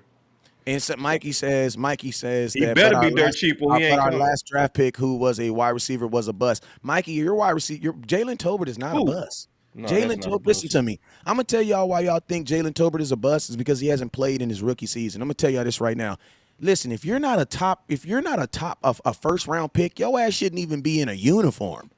Like this is like I think like listen to me. When Michael Gallup started in his rookie year, that was not normal. Like we didn't want that. And guess what? The Cowboys didn't want it either. That's why they traded for Amari Cooper 3 months into his rookie season. Yeah. I'm gonna tell y'all this right here. We got to stop believing the hype that people put on these players. First off, because I've always been very, very adamant about telling you guys that Jalen Tolbert is a rookie. There is no way that we can say that Jalen Tolbert is a bust. There's no way. The dude has only been in the league. He hasn't even been in the league 6 months yet. How is he a bust? He doesn't get targets. He doesn't even play. How is that a bust? Like, I'm going to tell y'all, most third round receivers are not playing. Like, we saw that, listen, outside of Michael Gallup, when have you seen that work with the Dallas Cowboys? And it really didn't even work with the Dallas Cowboys because think about this. We went and drafted Amari Cooper. We went and traded for Amari Cooper in his rookie year. Then the very next year, you know what we did? You drafted freaking CeeDee Lamb. And So see, no, third round receivers are not meant to just be. They're not. No, that's not how it's supposed to work. I well, think Jalen. I also say this about Tolbert is that if you want a case study on how to Mikey, fail, hey boss, say her name. Is it Mikey or is it Mickey? that's Mickey. Mickey. All right, got you. So check this out. So if you want to see a case study on how to fail a receiver, look at how the Dallas Cowboys are doing with Tolbert. Facts. Because they said themselves that the problem with Tolbert is they put too much on his plate. So after last week, we should be able to then put two and two together what's going on. Remember, Dak got 3 interceptions because of what? Trying to throw the ball Misreads to by CeeDee Lamb. CD Lamb with the option routes. Misreads by CD Lamb to the option routes, who been working with Dak now 3 years. We also know, and they said this publicly all last week, that in order for the option routes to work, the receivers got to see the defense as the quarterback. So what is that really saying? That's saying that your receivers got to now learn how to read defenses accurately as they're running into it. So if you don't have an ex-quarterback background, or you coming from a system to where you didn't have to read defenses, you just had to be an expert at your route, you are truly over your head. And you don't have an OC that's smart enough to dumb things down. You see what I'm saying? So this is mismanagement of Tolbert. That's why he not seeing the field. And I guarantee you that's why he was offsides on the line of scrimmage, because we all know he was likely going through a whole checklist in his head that he never had to go through in his whole life of playing receiver. Yeah, and think about So this, so boss. He just so had bad so luck too. I mean, his quarterback got hurt, and your Yeah, quarterback and didn't that. even But practice. I He didn't even still blame practice. Kelly Moore, because see, this is what I don't like about Kelly Moore. You know how to build them other tight ends confidence. You know how to do that. See, because that show you he dumb and he's Coach Marv said it best. You got an OC who coloring with crayons. Because you don't do nothing to build Tolbert's confidence. You don't give him no easy bootleg. You don't give him no screen just to get the ball in his hands. You don't do nothing to shake the fear out of being a rookie. Nothing. This is mismanagement of a third rounder. I'm just being honest. And I saw Tolbert with my own eyes in training camp turn up. I saw him put 7 catches on the starting defense with my own eyes. And Steven and Kellen came out and said we mismanaged it. So that's why I put it together for everybody that's saying, why don't we see Turpin? If you can't read defenses, you're not playing. See, that's why it's also, and we ain't even talked about this with Odell Beckham. How are we gonna take Odell Beckham, where our head coach said I've never been for option routes, and he also said this: I've never been on a team that ran option routes so aggressively with multiple receivers. So now you're getting ready to get Odell Beckham who I don't know if he can actually read a defense like a quarterback. He likely don't, because we the only system that Mike McCarthy said that's this aggressive with option routes. So you trying to fit a playmaker into a read and react offense with no training camp, no off season, no OTAs, no install. It's not gonna work. It's not It's gonna not work. gonna work, bro. It's not gonna work. See, just listen to what I just It's not said. gonna work. You trying to get him to squeeze all that in with no And install, and no and training camp, no OTAs, no and preseason boss, guess what? And think about this. You're also on a going to, complicated offense. and think about this. And I'm gonna tell you something else Ain't that gonna people work. don't realize too is Dak is not a high volume passer. So you need him to do all that with 3 or 4 targets a game. Hold on, I got a super chat, big dog. My boy William Blackwell said, "I'm scared of the Dallas media going to put pressure on Kellen to get Odell. Yep, get Odell Listen, targeted. as So long that as makes me not want him, because we need to keep running the ball, especially during these winter months, because it hurts." yeah, Amen, I'm gonna tell Black. you this right here. The Amen, bro. person who has the most power in Dallas right now, it goes like this: Jerry Jones, Stephen Jones, Kellen Moore, Yep. Mike McCarthy. Number 3. That I'm my gonna boy tell B you, Bird always say that. Number as 3. long The as most Kellen powerful man Moore, is Kellen Moore. as long as Kellen Moore is not saying he needs Odell Beckham, we ain't getting no Odell Beckham. You hear Kellen Moore say he need him, then you might get him. But I'm gonna tell you, if Yeah. Kellen Moore would have said he needs him, he would probably be already on this team. He'd probably be already on this team. But I just don't. I don't. That the pride aspect, not even just the pride aspect, but man, y'all, I can't get over the injuries, bro. Like y'all just be looking at Michael Gallup just be halfway running down the field and just be imagining Odell Beckham just galloping down the field. Like I don't know. Maybe he got that stem cell treatment, or he got them baby knees, them baby ankles. You know what I'm saying? But it don't sit well with me. It don't sit well with me. You know what I'm saying? It don't sit well. And option routes also have to do with timing. You know what I'm saying? So you know what that means? That means in order for me to know which way he's going, I'm gonna have to throw the ball. You know what I'm saying? And you're not gonna know that you went the wrong way until it's what, on the ground or what, in the hands of somebody else. You know what I'm saying? It doesn't. Like if this was a standard offense where everybody was just running left, make a right, going to left, doing those Yeah. types of things, then Yeah, guess what? let's get you to beat this guy. Mikey Like the says, playmaker said, where we use our gifts to beat the guy. To see we're not in facts. that offense. Mikey says Gallup rush back. I agree with you. That's the part of the reason why I don't want Odell Beckham, because Odell Beckham is not even on the team. See, that's what we've learned. You're absolutely right. You know what that's called? That means us learning and adjusting. Like, listen to me. We can't go through what we going through with Michael Gallup and then not filter. He says this man is still calling me Mike. Hey man, I got dyslexia, so I mean, forgive me. Forgive me. Like obviously, you know, it's a mental thing. He tried, Like, Mickey, he tried. to be honest, Mickey think cool as about hell this. though. She cool as I hell. know, That's but my listen, think girl. I about love this. Mickey. Think about this. There's 347 people in here watching. There's 347 people in here watching, and you're the only person in here that I'm even speaking to. Yes, I'm saying it No, she wrong. cool, bro. She But cool. No, one she out of cool. Trust me. 347, you know what I'm No, she saying? just tripping though. I know how Mickey Yeah, bro. one She out of cool. 347. Like, you feel me? I see your No, name and I she try to at cool. least say it. You feel me? I Yeah, could be nah, she saying cool. George She just Riley on. messing with you, dog. She just messing with you. That's how she roll, bro. She don't be nothing but I trust me. I see how she move.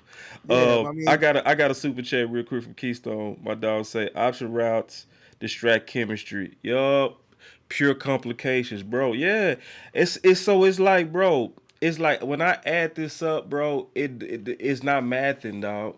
I'm just keeping it real, bro. Like when I don't think with feelings and when I don't think with hope, when I think with pure logic and common sense, and I start really adding up the equation that's being laid out with this math, this is bad math, bro. This is bad math on a lot of different reasons. So most of the show we kind of spent and took time talking about how Kellen Moore was a fit. Now we starting to dig into how it's also a bad scheme fit. You also spent some time talking about that it's a higher also injury risk.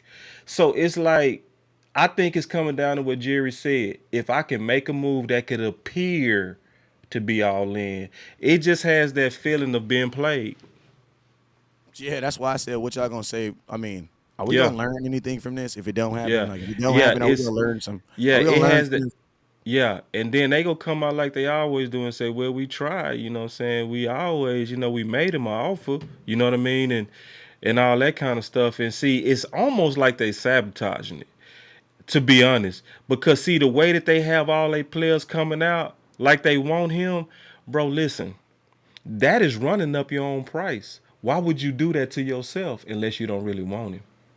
Man, I'm gonna tell you what they trying to do. They trying to solidify him. They're trying to sell Odell Beckham behind the want and not the dollar sign. They think that Odell Beckham is just what it really means, or what it kind of views. I think they kind of view OBJ as a guy who can be moved by media sway and not by a paycheck. See, they wouldn't be Yeah. See, they would never recruit West Coast like this.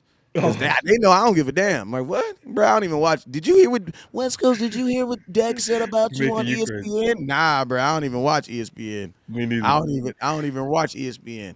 You know what I'm saying? This organization honestly feels that he says, okay, but how many people named Mickey? Man, I don't know nobody named Mickey. You the only person I know. Be honest with you. Only person I know named Mickey. But yeah, you know what I'm saying? Like, they honestly think that he can be swayed by that. That's why they're using it. That's a good point, Wes. Like, think about this, Yeah. Von Miller. Why didn't they say this See, about Von Miller? Because they knew Von Miller wanted his what money. you saying, bro, to your point of what you saying, that's also what Brian Browder said. He said, if you want Odell Beckham, you gotta go out there and show him that you need him and all this kind of stuff. Facts. So it's like we made your offer that's cheap, but we gonna still try to keep that cheap offer out there. But we gonna go out there and try to show you a whole lot of love to try to play to your ego. But bro, man, we need to wrap this up, bro. We've been at Hell this yeah, a we do, man. minute, Hell dog. yeah. Goddamn. I'm up here Man, checking my phone and some other stuff. Man, I saw you grab that sweater, big dog. I'm like, yeah, bro. I know that wrap up sign, bro. I got this. Yeah. Facts, bro. Facts, bro. But hey, this is Facts. Hump Day. This is Hump Day, bro. So what y'all just experienced was Hump Day with West Coast and Boss Cowboy. A lot of y'all might not know this, but man, we used to co-host with each other for a very long time, so the chemistry is very natural.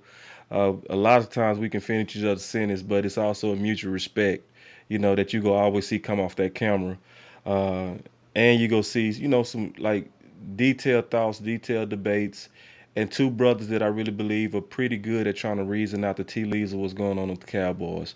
Like, I know for a fact that I always come up with more and more content as just me and him talk. You know what I mean? Because I can say this with full faith that I know that he put a lot of thought in these Cowboys, and so do I. Yeah, man. And y'all listen to me, man. I already listened to me. Y'all be getting mad at me because I think y'all think that I try to come off for everybody. I'm not. It's not my goal to be liked by everyone. You know what I'm saying? Like, my goal is only to be liked by the folks who was put on this earth to really rock with me. You feel me? If I offend you, it's probably a good thing. You know what I'm saying? And if you offend me, it's probably a great thing. You want to know why? That means we're going to change our opinions. I'm always down to change my opinion. I'm always down to get proven wrong. You want to know why? Me Because too. that means you've been, listen to me. Think about this, y'all. When Yeah. you get proved wrong, you know what that means? That means you were literally walking toward a hole in the ground and somebody stopped you and said, yo, Yes. go the You other finna way. fall, dog. You about to Yes. fall, bro. You Like, finna fall, save dog. me. Save Me. me, bro. Save Save me. me. You And know what see, I'm saying? and let me say one more thing about me and my boy West. And I always say this, and y'all should see this as me and him go back and forth. It's been so many times that I caught up to something that he said late. You see what I'm saying? And vice versa. Like, me and him had the best debate on Dalton Schultz. I wish we'd have televised it. Boy, I'm talking about, man, I'm talking about it was knocked down, drag out. I think he talked about my mama, bro. I ain't talking about your mama. No, I know he did. Obviously, he did. But I'm just saying, we was very passionate in that. But that's the type of things that we do, and then he'll come around too. But that's how I know he in it for the right reasons. That's the key I know about West Coast. The fact that you took all them slugs and run a damn ball when it wasn't popular, that's the main thing I want y'all to get out of this. You might not agree with us, but one thing you got to know about us, we doing our best to tell you what we definitely think is going to win us 6. We're not playing about that. Mickey sent a super chat. She said, boss, remember that show you did with Candy about having a message massage OBJ's ego? 2 weeks later, they started speaking out. Facts. And it's to West Coast point.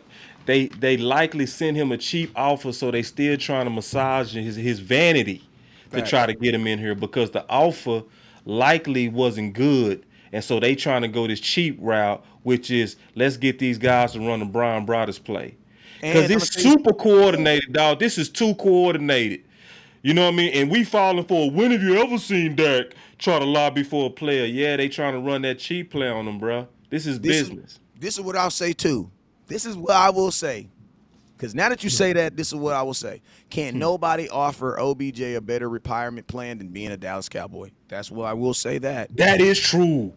Ooh, that you try to talk for a whole other 30 minutes, dog. Don't start this. Can't no team offer It's him the best retirement. But look, think about this. You're right. Because Jerry Jones, listen to me. The reason why there's so many Dallas Cowboy players around the stars because they all work for Jerry.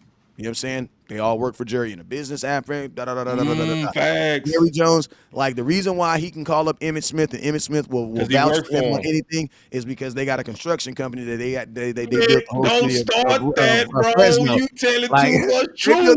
They built the whole city of Listen, Fresno. bro, let me get a background on that, bro. But, hey, man, I know we trying to get out of here, dog. But I know, but let me say this last thing. That was good, though, bro. Don't do that. But boss, let me tell you, that is also the reason why that the Dallas Cowboys won't go above their price. You want to know why? Right. Because they know they have something can't nobody else offer you that. Listen, you can go to the Rams, but where did you get up? You can't retire like you would here, dog. You can't retire like you could in LA in Dallas. Yep. You can go retire and be a Ram. What does that get you? Nothing. You can go retire a Giant. What is that going to get you? Well, Nothing. Eli Manning got on commercial. He on there because of his brother, though. He ain't on there because of him. He ain't on there because of him. You know what I'm saying? Emmitt Smith is on ESPN. Michael Irvin's on ESPN. All these Romo on Trask got a Monday night job. Even Darren Woodson on some goddamn TV, bro. Like Darren Woodson still making money. Bro, thank you, bro. He all over billboards in Dallas still. All over billboards. So if I'm Jerry Jones, I'm not budging. I'm not budging either. I have something you nobody finna take else this $1 million and shut up. Yes. So Odell Beckham, we do want Real you. talk. I want you to know we want you. I want you to know that we want you. Because we got something. Because we have exactly what we want. We got something. We got something that you want, and we got something can't nobody offer you. Yeah. And guess what? All he got to do is have Michael Irvin call him. Have Emmitt Smith. Hey, Emmitt Smith, how much money you making every month? Oh, that's true, dog. See, you going too heavy, dog. I gotta get a background on what you said because you keep bringing up Emmitt, bro. Because a lot of people might not know this. Let's give him a chance to catch him up. So, do y'all remember when Emmitt came out there and he was tap dancing against Dak Prescott? Do y'all remember that? When he was tap dancing versus Ezekiel Elliott. Hell, you talking about tap dancing, bro. I'm talking about, hey, Dak needs to take a pay cut so Amari can, get some and all that kind of stuff. He said Zeke should not hold out. That's what he said Zeke should not hold out. And so me and Wes like, bro, why is this dude on this company, man? And so me and Wes, bro, we done start researching this dude. We done found clips of Jerry saying that he feed him deals in commercial real estate. So this is the deal, bro. When you talk about commercial real estate deals, you ain't talking about no Rudy Poo deals, dog. You talking about multi-million-dollar deals that Jerry. They built a city, bro. They built a city that Jerry just hands to Emmitt, dog. They built a city, bro. They built a city some together. Of these cats you gotta watch when they come out, because you gotta ask yourself: is that you speaking, or are you being a puppet for Jerry? Facts. And listen to me, the city of Frisco. Go look at who owns a large part of that great. It's so funny because Darren Woodson all of a sudden got a construction company and Smith got a. Hey man, I ain't hating on nobody. I'm not hating on nobody. But we know who the plug is. Jerry is showing that he the plug. You see, Jerry's so wise with it. He use it for leverage. He like, I'm gonna make sure my stars and legendary people eat, because when I need a favor from you and I need leverage from you, take my call and do my bidding. And that's why I respect the hell out of Woodson more than anybody, dog. Because, see, when Emmitt came out with that tap dancing, the very next day, Darren Woodson came out and said, Dak, you better not take no pay cut. And he said that while he was actually working in the Star. So his commercial real estate office was where Jerry was leasing it to him. And he still held his nuts on what was true. Yeah, but what I'm saying is, man, But most of them dudes sold out. all them. I'm just saying right there, all them dudes, bro, is doing business with Jerry, and Jerry is smart. Everybody, bro, for real. Jerry is smart, bro. He's And he smart. used it, bro. And see, cats gotta see he puppets everything. Bro, I had a talk with a media person. We talked about this, a big media person that's to put all kind of heat on the Dallas Cowboys that suddenly stopped. And in this conversation, it was revealed to me why this person stopped the heat that they was putting on the Cowboys. It's because Jerry positioned himself to be on the board of the NFL Network. So she was like, "I'm not losing my job, boss cowboy." Right. Right. See, it's a certain person that used to always speak up and be bold. Quiet as a mouse now. Y'all better understand you dealing with a master chess player when you dealing with Jerry. Exactly. Like, why you think Jerry's always has his hand in all these new stadiums? You know what I'm saying? It's ridiculous. But yo, man, we've been Yeah, on let's here get for about it, dog. Yeah, we've we've been on been here on for here, bro. 3 hours straight. Oh my. 3 hours, bruh. Oh 3 my. hours, man. Hey, man, I appreciate you. This is my brother, man. I tell y'all, man, this is my brother in real life. You feel me? This is my brother in real life. Boss Cowboy, big brother in real life, man. I appreciate y'all, man. I appreciate you for giving me this opportunity to bring this business to my viewers, and I appreciate you for giving me the opportunity, man, to introduce myself to Boss Cowboys viewers too, man. I hope you guys loved us. Hope you guys on both platforms. I hope you guys subscribed so that you know that when we do this, man, the hope, you know, obviously is to try to get, you know, to do it every Wednesday, but we gonna grow it, man, and see what it go from there, man. You know, Yeah. these great collabs are always good, man. And y'all know I don't like doing shows with nobody, man. So if I'm doing a show with somebody, man, you're best to be watching their content because that lets you know I'm watching their content too. You feel me? Right on. So on that note, man, Boss Cowboy, where to let them know where they can find you at, my boy. Yeah, man, definitely at Boss Cowboy Sports. Preferably on YouTube. I also obviously upload to Facebook, but I did notice that something is going on with people receiving the notifications for Facebook. So I would say that if you really want to follow the content over at Boss Cowboy Sports, to go over there to YouTube, hit that like, share, and subscribe. But especially subscribe, hit that bell notification so that you can get all the content that we come out with as it comes out. So I mean, really make that time to do that because you know, like everybody can see that when me and West collab, it's a good collab. You might not agree with us, but it's good. You go definitely go back and forth with us. So if you like this type of stuff, reward both of us.